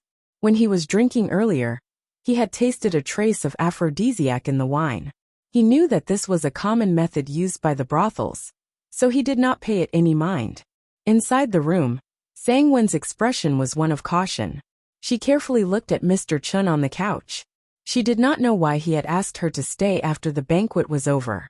Yenner, who was dressed loosely, stroked her hair and looked at Mr. Chun. She was surprised. She thought of the person that the Baiwa brothel had their eyes on tonight, and he wanted to kill 2 birds with 1 stone. She felt a little uncomfortable. No matter what, she was the most popular person in the Baiwa brothel. She did not expect that this young man would not be satisfied, and that he would force Sang Wen to stay in the room. She knew that the brothel had spent a lot of effort to get Sang Wen to join them. They had even torn down an entire courtyard. But Sang Wen was not a prostitute, and she had some reputation in the capital. She had agreed that she would not spend the night with a guest. Just as she was about to smile and explain the situation, she did not expect the young guest to pull her up. She could not help but feel a warmth in her body, and she fell into his arms. Looking up, Yenner could still see the faint smile on Fan Xian's face. Her heart skipped a beat. When this young man smiled, the pockmarks on his face were no longer an eyesore. His entire person exuded a sense of gentleness and warmth, and it was indescribable. "Earlier, I troubled you to rub my shoulders. Now let me rub yours," Fan Xian said softly. One of his hands was caressing her waist, and the other was rubbing her temples. He did not allow Yenner to refuse. Yenner's heart froze, and she could not resist the feeling of comfort brought by the steady fingers. Her mind began to blur, and her long eyelashes closed. She slowly fell asleep. Seeing Yenner lying on the man's knees, her head tilted to one side, and then there was no more movement. Sang Wen stood up in shock and covered her mouth. Her eyes were full of fear. "Do not be nervous. She is only asleep," Fan Xian said gently. He carefully placed the woman who had served him for half the night on the bed. He then carefully fetched a pillow and placed it under her neck. Yenner made a sound of comfort, and her eyes were closed. Who knew what she was doing in her dreams? Seeing this, Sang Wen could confirm that Yenner was not dead, but she still carefully retreated to the door. After all, this young man had only rubbed her twice, and then he had hypnotized Yenner. It was very strange. Fan Xian sat on the edge of the bed and looked at Sang Wen with a smile that was not a smile. He raised his finger and gestured for her to be silent. Sang Wen felt her vision blur, and in the next moment, this young man was already by her side. She was shocked and embarrassed, and turned her head, ready to escape from this tiger's den. Unexpectedly, she heard the next sentence in her ear, so quiet that it could not be heard. "So the blooming of the purple and the brilliant red is all for the broken well and the broken wall. You are so fickle. You don't even remember me. Sangwon only felt that tonight was really too tense. She looked at this young Master Chun in astonishment.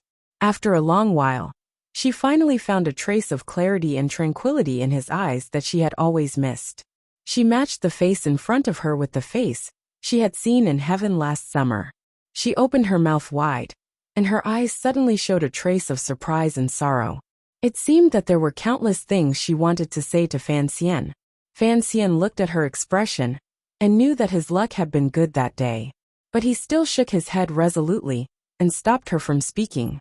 He walked to the red toilet behind the bed and squatted down, circulating the jinqi in his body, his finger like a knife. He quietly tore off the bed curtain, crumpled it into a ball, and stuffed it into the hole behind the hollowed brass armrest. Note 3. Note 1. Yuan, Xiao Ji's order to win the laurel sent far away. Note 2. Yuan, Xiao Ji's order to win the laurel, sent to Luo Zhenjin. Note 3. Today the country made of clay, old godmother.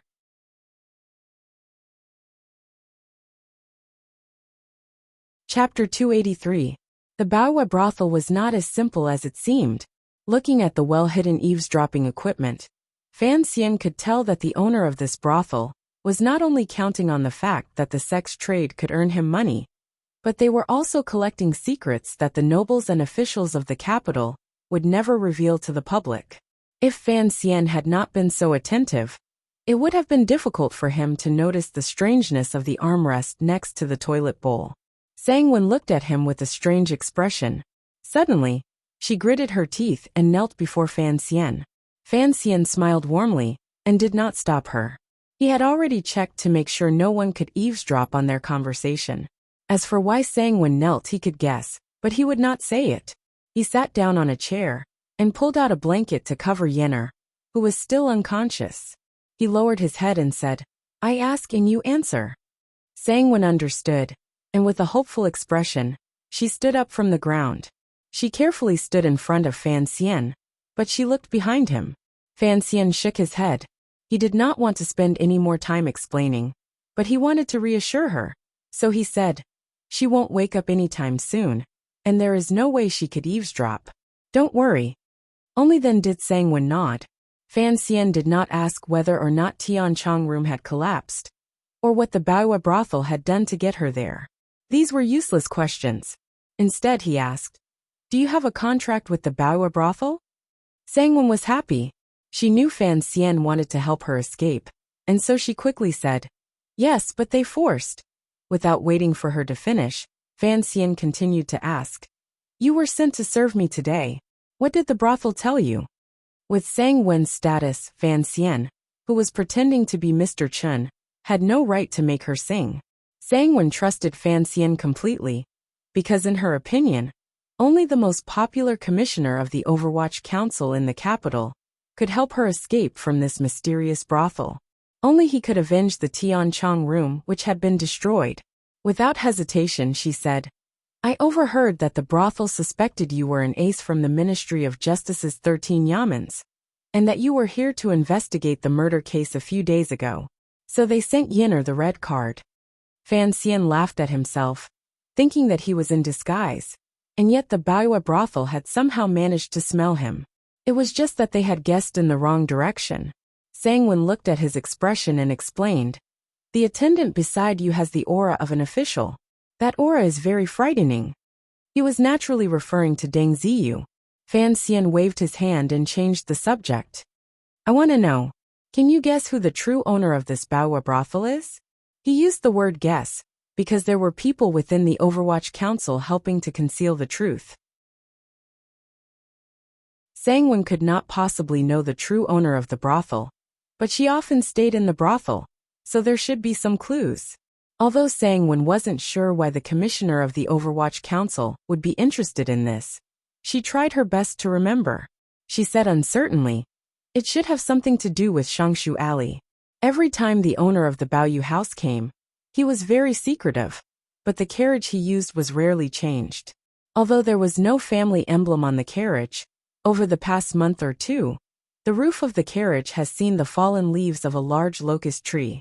This tree is native to the northern Qi kingdom, and in the entire capital, there is only one row of them on either side of Shangshu Alley. So, I am certain that the carriage came from Shangshu Alley. Fan Xian looked at her, and Sangwon understood. She immediately explained, "When I was young, I lived in Shangshu Alley for many years, so I know about this." Fan Xian did not stop talking. "What is the surname of the lady in charge of this brothel?" "Her surname should be Yuan." The lady spoke quickly and steadily. Fan Xian looked at her with admiration and said, "You are very meticulous. You can work in my courtyard now." The people who lived in Minister Alley were not ministers, but a group of dukes who had been conferred titles since the founding of the country. They were of high status and power, but now that His Majesty was extremely strict with the country, these dukes were generally more peaceful. As for the lady in charge of the brothel, Fan Xian gave a wry smile. He thought of Yuan Meng, who worked for Hongcheng. Having received this piece of useful information, Fan Xian was very satisfied with the results of the night. That was why he was in the mood to chat with Sangwon. From their conversation, he learned that the Baoyu house was indeed very powerful. It had only opened in the early summer, but in such a short amount of time, it had wiped out all the other brothels in the capital that dared to compete with it. The methods used behind the scenes were very bloody. Otherwise, Sangwon would not have been forced to enter the brothel. "In a few days, I will send someone to bail you out." Fan Xian was not being merciful, but he was a firm believer in the principle of equality. Furthermore, for this singer to end up in such a gloomy brothel, it was not a good feeling. Wanner liked this woman, and in a few days, she would send someone with a name card to the Baoyu house. She believed that the owner of the Baoyu house would give her some face. Sangwon was overjoyed. In the Baoyu house, she had always felt that she was in a precarious situation. She had seen with her own eyes a girl who had been kidnapped from another brothel being beaten to death by the thugs of the brothel. She had always been thinking of a way to escape. Although she had met Fan Xian once, and he had given her a word, she had never thought of looking for him. After all, the difference in status between the two of them was far too great. She did not expect that today, by chance, she would meet the immortal poet again and receive his promise. Considering Fan Xian's position in the court, this matter was set in stone.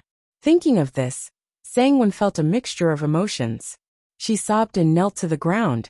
Fan Xian had already accepted her kneel once, and he did not want to accept it a second time. At this moment, an angry roar came from outside the courtyard. "I am going to kill you."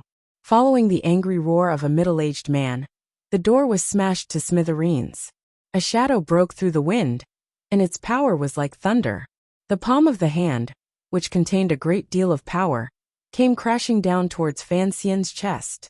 "No!" Sangwon was so shocked that she fell to the ground. She saw the face of the man, and she covered her face with her hands. She was shocked and worried.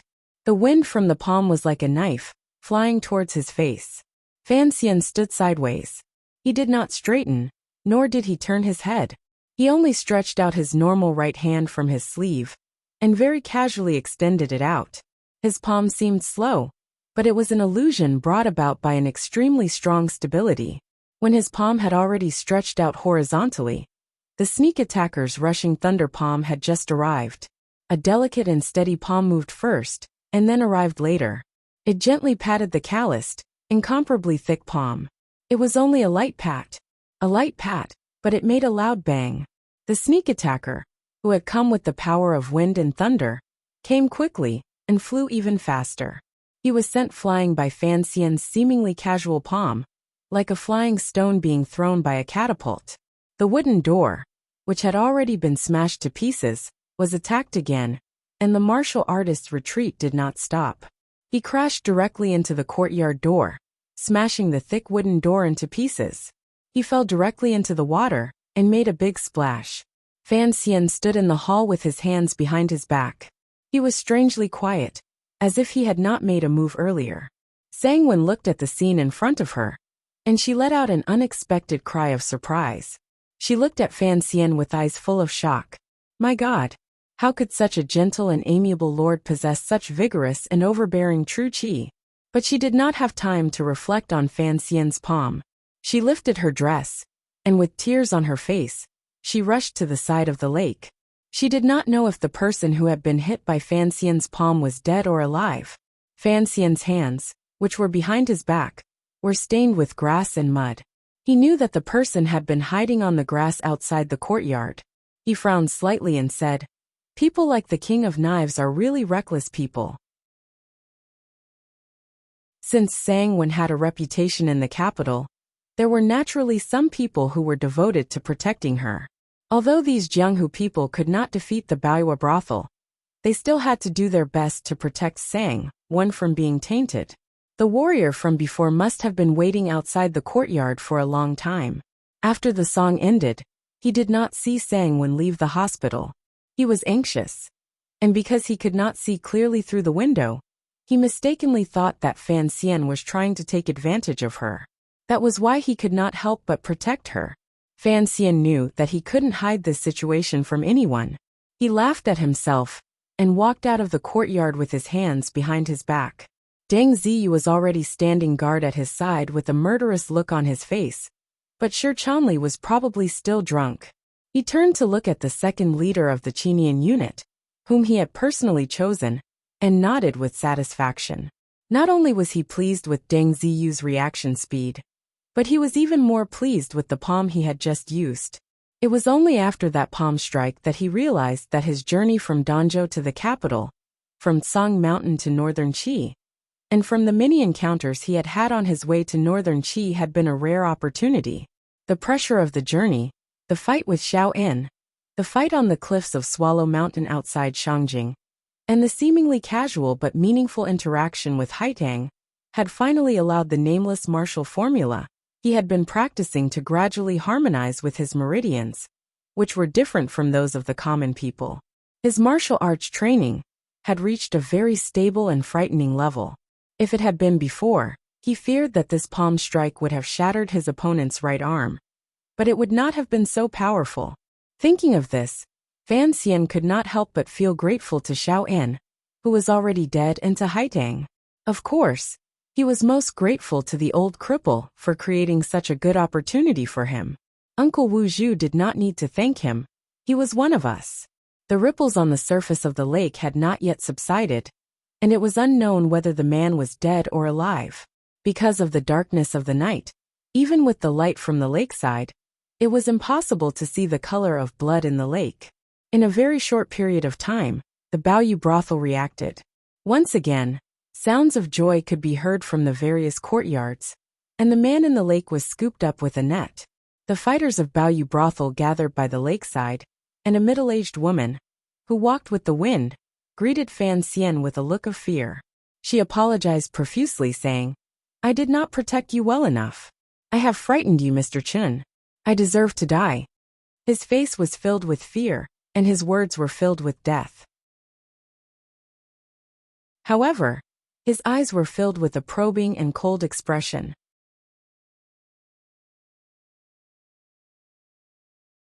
Chapter 284. Fan Xian saw the woman's eyes flash with a cold light, and he knew that the people of Baoyue brothel had purposely come out late.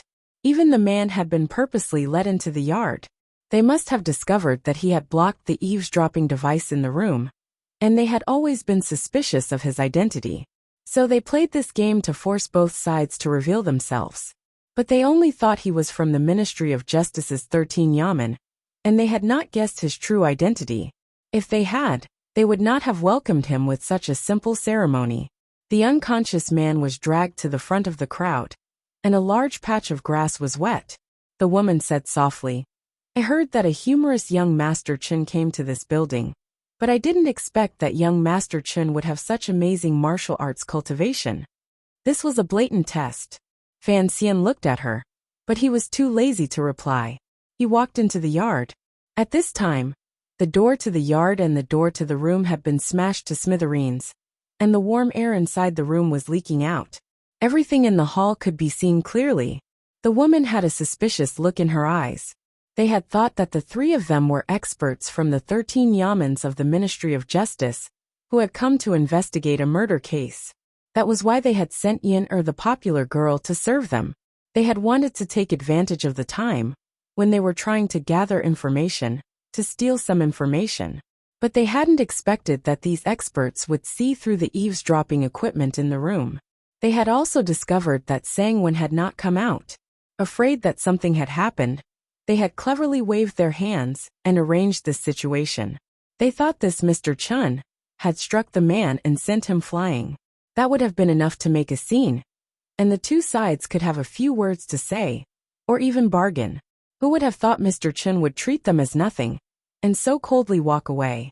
The woman gritted her teeth, and with a face full of smiles, she walked in and said, "The Baoyu brothel's guards were not good enough, and we have startled you.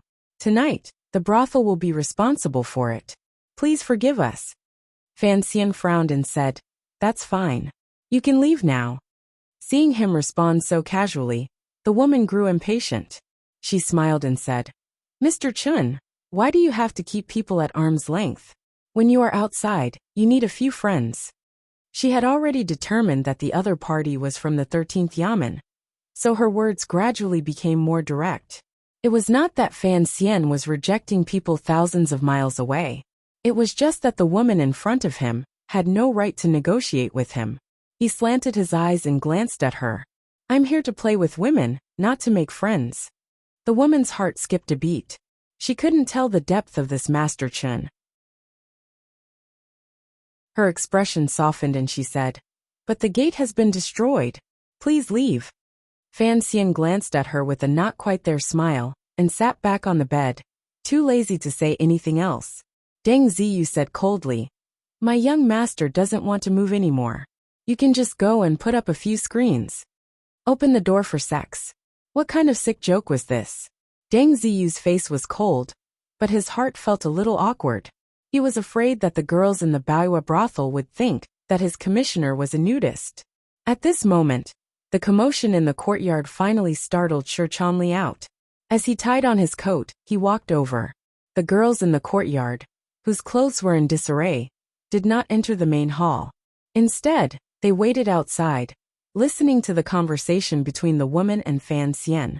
The woman's eyes turned to look at Miss Yen, who was sleeping on the couch. Her heart skipped a beat, but then she became happy. Pretending to be angry, she gritted her teeth and said, "This damned girl. How can she still sleep at this time of the year?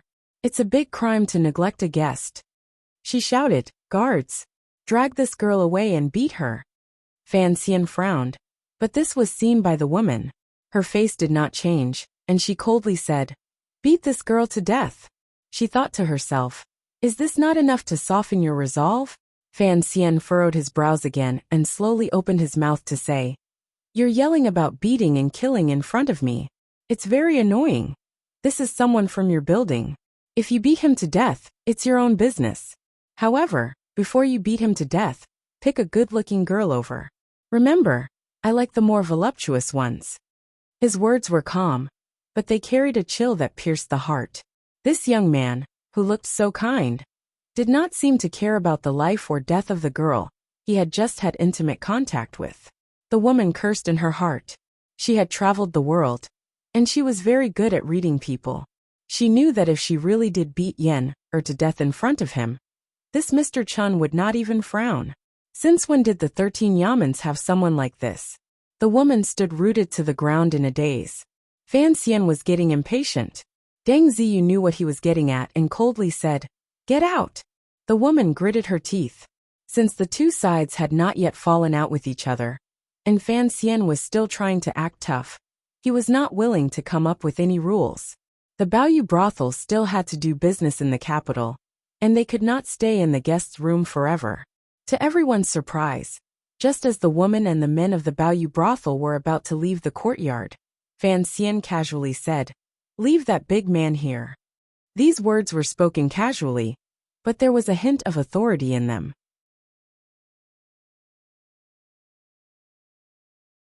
Without waiting for her to change her mind, he waved his hand and casually said, "Then it's settled. Bring me the contract." After these words were spoken, everyone was shocked. Even Sang-Wen, who was standing guard next to the soaked man, had a look of disbelief on her face. The woman, on the other hand, was even more shocked. She stood where she was, as still as a wooden chicken. Slap. A crisp sound rang out. No one knew when, but a beautiful woman had arrived in the courtyard. She slapped the woman hard across the face. She then turned to Fan Xian and smiled. Mr. Chen is indeed a funny person who loves to joke around. Fan Xian did not know who this beautiful woman was. He squinted his eyes and looked at her. Her eyebrows were like willows, and her lips were red. Her eyes were soft, and her lips were soft. His lips curled into a smile of admiration, but he still felt a little uncomfortable. This beautiful woman looked weak, but in reality, there was something very arrogant about her. She looked down on the three people in front of her, and he guessed that she was the right-hand man of Lady Yuan Meng. This is not a joke. Fan Xian's smile faded, and he said, 10,000 taels of silver to buy a man. We agreed on this earlier. Is Bao'e brothel going to go back on their word? The beautiful woman looked at him coldly, and after a while, she suddenly said, Bao'e brothel will pay 1,000 taels of silver to help you calm down. There is no need to bring this up again. 1,000 taels of silver was the sincerity of Bao'e brothel. But Fan Xian looked at the woman's face, which was full of disdain and charity. He mocked. Tonight is fun, so why would I be surprised? I only want Sang Wen and the man. Do you dare to sell them? The beautiful woman did not expect Fan Xian to be so disrespectful, and she mockingly said, Do you really have 10,000 taels of silver? At this point, it was no longer a matter of Sang Wen's redemption, nor was it a matter of the Bao'e brothel's investigation. It was a matter of power. The Bao'e brothel would not sell Sang Wen. The beautiful woman said this because she did not believe that anyone would carry 10,000 taels of silver on them. Fan Xian touched the top of his smooth hair and did not say anything. Shi Chanli stood next to him and smiled. He said, You do not need to worry about this. The beautiful woman coldly looked at the three of them and suddenly said in a cold voice, So, you are here to humiliate the Baoyu house. Let the three of you know, even if you were to bail Miss Sang out today, I am afraid that tomorrow, you will have to return her to us.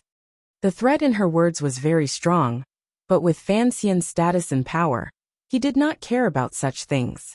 He smiled and looked at her, and softly said, I will give you 10,000 taels of silver tonight. I am afraid you will have to return it to me tomorrow.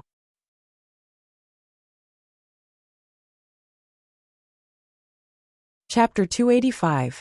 In the past, it was the Bao'e brothel that threatened people. Who would dare to threaten the Bao'e brothel?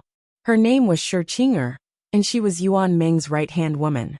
She thought only a few low-level officers had come to investigate the case, but her subordinates had reported that Mr. Chen had an extraordinary temperament and was highly skilled in martial arts. She assumed he would be a difficult character to deal with, and so she decided to compromise with him. The reason she chose to compromise was because the big boss had asked the Bao'e brothel to behave themselves ever since September. She did not expect him to refuse to make peace and instead, to threaten her. Shi Qing'er was angry. She stared at Fan Xian and said, You will regret what you have done tonight. Do not threaten me. Hurry up and bring me the contract. Fan Xian smiled and said, I am not in the mood for this. I am ready to go home. Seeing Fan Xian's gentle smile, Shi Chanli sighed in his heart. He knew his teacher was not happy, and the consequences would be dire. In a few days, the Bao'e brothel would have to close. Shi Qing'er was angry, and her eyes flashed with anger. She ordered her subordinates to do what they had to do. A short while later, a thin piece of paper was placed on the table in front of everyone. Cash. If you have 10,000 taels of silver, I will give her to you. Shi Qing'er stared into Fan Xian's eyes. The law of the Qing kingdom does have a redemption clause, but I cannot leave Lady Sang in the brothel waiting for you to buy her. If you do not bring out the money now, who knows if someone else will buy her? Fan Xian's face did not change, but he laughed in his heart. Who would spend 10,000 taels of silver to buy someone? If he really did not make a move to buy anyone, then the Baoyu brothel itself would be the buyer. Shi Chanli had already picked up a pen and ink to write a contract. He placed it next to Sang Wen's document and waited for Fan Xian to bring out the banknotes. Shi Chanli had always trusted his teacher's financial ability, and he was a scholar. He always thought money was nothing to a wealthy family. Shi Qing'er stared at Fan Xian. She had seen many rich people in her life, but even the salt merchants and royal merchants of Jiangnan did not have the habit of carrying 10,000 taels of silver in their sleeves. Unless they were preparing to give a gift to a high-ranking official at a banquet, she did not believe the young man in front of her could produce 10,000 taels of silver. It seemed like a long time had passed, but in reality, only a short while had passed. Fan Xian did nothing. Shi Chanli was a little flustered and surprised, but Si Qing'er's lips curled into a proud smile. Fan Xian looked at the beautiful woman's slightly arrogant expression and suddenly felt very good. He smiled and crooked his finger at Deng Ziyu, who had been standing quietly by his side. Deng Ziyu bowed and asked, "Young Master Chen, what can I do for you?" Fan Xian laughed and scolded something in a low voice before saying, "Why are you pretending to be stupid? I don't have that much money on me. I'm borrowing it from you." Deng Ziyu looked embarrassed. Although he didn't know why the commissioner was so sure that he had over 10,000 taels of silver in his pocket, he quickly reached into his pocket. After searching for a long time, he pulled out a pouch that was tightly tied to his undergarments. The pouch was simple, and the inside was slightly bulging. Everyone in the room looked at each other in dismay as they watched Deng Ziyu pull out a stack of banknotes from the ordinary pouch, as if he was digging his heart out. Deng Ziyu placed the banknotes on the table and counted them with a pained expression. He picked up 10 bills and handed them over to Si Qing'er. Si Qing'er could no longer keep her face straight. In her hands were 10,000 taels of silver, and her mouth was wide open in shock. Her heart was so shocked that she couldn't speak. In her heart, this young man may have been the son of a wealthy family, but even his follower had 10,000 taels of silver on him. She held the banknotes in her hand and looked at Fan Xian's calm face. She was shocked and thought, what kind of god is this? Fan Xian did not pay attention to the way she looked at him. He gently touched the unconscious Yen'er behind him. His fingers slid across her neck a few times, as if he was flirting with her. Yen'er slowly woke up and covered her mouth with her hand. She yawned, and it seemed that she had slept well. "Let's go." He spoke gently and took the lead to get up and walk out of the courtyard. Behind him, Deng Ziyu helped the drenched assailant, whose life and death were unknown. Shi Chanli helped Sangwon, who had been traumatized, and followed Fan Xian out. Not long after, this group of people of unknown origins followed the lanterns of the thin river and disappeared from the Baoyu brothel. Si Qing'er's fingers tightened, and the 10 banknotes were crumpled. She couldn't bear to part with such a large sum of money, so she carefully tucked them into her bosom. She looked at the back of the group of people and said, "Keep an eye on them." The Baoyu brothel had 2 mysterious owners, and Si Qing'er belonged to the second owner's faction. She was known to be very cruel. At this time, Yen'er frowned and walked forward. Her head was a little dizzy, and looking at the scene in the room, she knew that she hadn't simply fallen asleep. It seemed that the young Mr. Chen, with his kind smile, was indeed a powerful character. Si Qing'er flipped her hand and slapped her across the face. No one expected that Yen'er would coldly dodge. She looked at Si Qing'er and asked, "Sister, why did you hit me?" Si Qing'er gritted her teeth and said, "You useless little bitch. I asked you to come and get information, but you ended up sleeping through the night." Yen'er's eyes swept across the room, and she was able to guess what had happened. She coldly laughed and said, "I am useless, but if you were really capable, why would you allow these people to take Sister Sang away? You will have to explain this to Yuan Ming." "Huh." Si Qing'er stared at Yen'er's beautiful face, and with disdain she said, "Don't think that just because the big boss likes you, you will dare to be rude in front of me. The Baoyu brothel is open for business, and of course, we cannot afford to have a conflict with our customers. There will be a solution to this later." These 2 ladies were the most popular figures in the Baoyu brothel, and so when they spoke, they were both powerful and unyielding. The subordinates quickly retreated from the room, afraid that they would be caught in the crossfire. After a while, Yen'er smiled and said, "Don't forget, the big boss wants you guys to behave yourselves. Don't do anything that goes against the law." "Going against the law?" Si Qing'er coldly laughed and said, In the capital we are the law. Yenna raised an eyebrow and pretended to be confused. She said, "Oh, the person who came today must be someone powerful from the 13 yamens." The 13 yamens are Bulsh *T. Si Chinger looked murderous. In the entire capital, there aren't many people who are willing to hand over 10,000 taels of silver without a care in the world.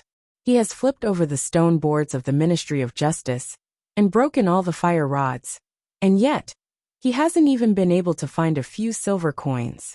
I think that person must be the son of some noble family. Yenner was shocked. She didn't expect Mr. Chun to have such a high status. Thinking back to what he had done, she felt a little lost. Si Chinger looked at the flirtatious expression on her face and scolded. "You little bitch, don't be so flirtatious. Don't make the big boss unhappy." Yenner, hearing this, was not afraid.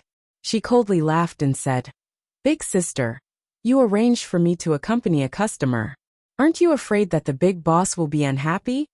Si Chinger coldly laughed and said, "Mr. Chun is about to become a dead man. What does that have to do with him?" Hearing this, Yenner was shocked.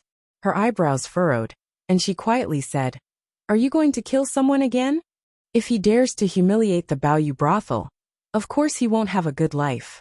Si Chinger's face was full of coldness and arrogance. "Even if I don't kill him because of his identity, I will at least kill that Sang bitch. They can only blame their bad luck." Today, the brothers of the second boss are playing in the brothel. After Yenner heard this, she sentenced Mr. Chun and his people to death. Although she didn't know the identity of the second boss, she knew the brothers of the second boss. They were arrogant throughout the capital. Even if Mr. Chun was a relative of some noble family, and he could survive the night, the people around him would be doomed.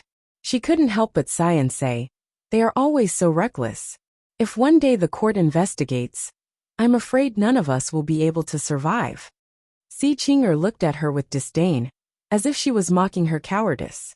She said, "We have the support of the most popular man in the court, and we have the support of the palace. Who do we have to be afraid of?"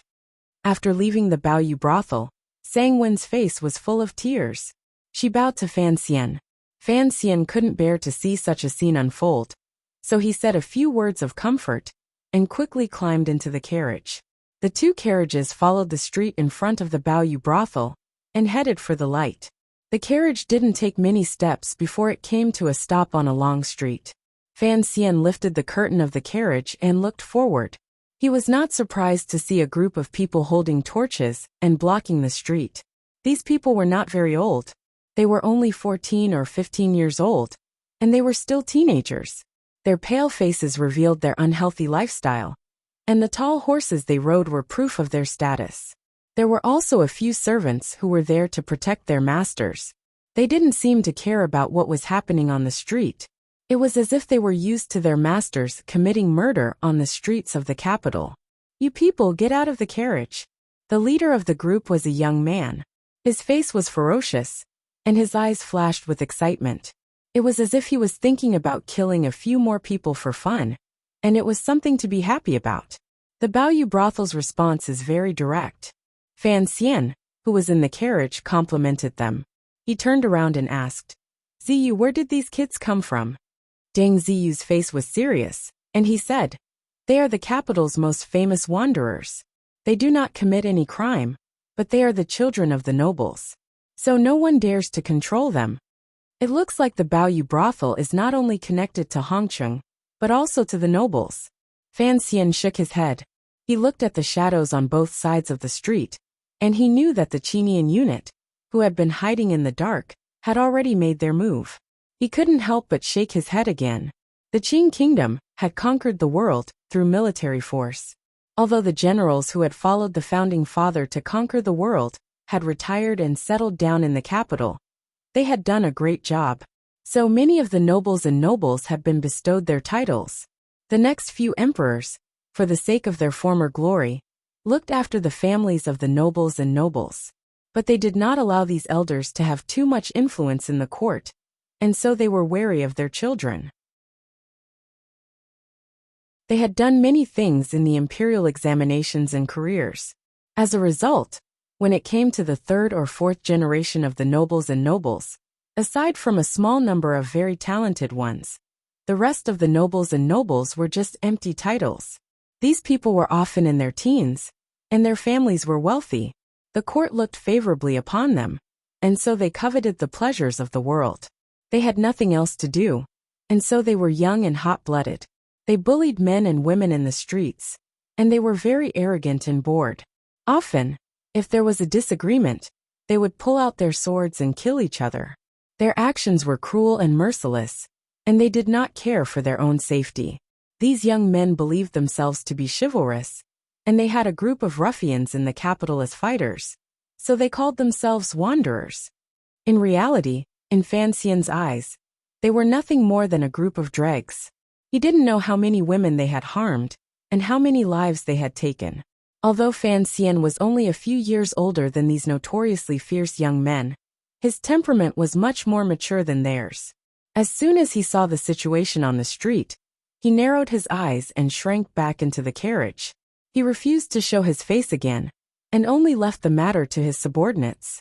Although the bloodline of the nobles didn't have much power, the twists and turns of their relationships were very complicated. Even Fan Manor and Duke Lu's manor were related. How could he get away from this? Fan Xian thought that if he didn't have to do it himself, that would be the best choice. "Smash that carriage for me," the leading young man shouted excitedly, urging his horse forward. Behind him, a large group of young men rushed toward Fan Xian's carriage with strange cries. In their hands were the straight swords commonly seen in the capital, and they waved them incessantly. They were as excited as a group of small sharks that had smelled blood. Sangwen shyly glanced at them, and then quickly retracted her head. She clutched the hem of her dress, and her body trembled a little. She gritted her teeth, and didn't make a sound. Fan Xian looked at her, and didn't say anything. He opened the curtain a little, and looked at the fierce young men rushing toward him on horseback. He thought that the security of the capital was getting worse and worse. But the capital's magistrate was the second prince's man, and these young men had sensitive identities, so no one dared to do anything. But looking at the excited expressions in the young men's eyes, he still felt as disgusted as if he had eaten a fly, because in the eyes of these young men, and even a little childish, there was a kind of indifference to life, contempt for the lowly, and a perverted love for the smell of blood.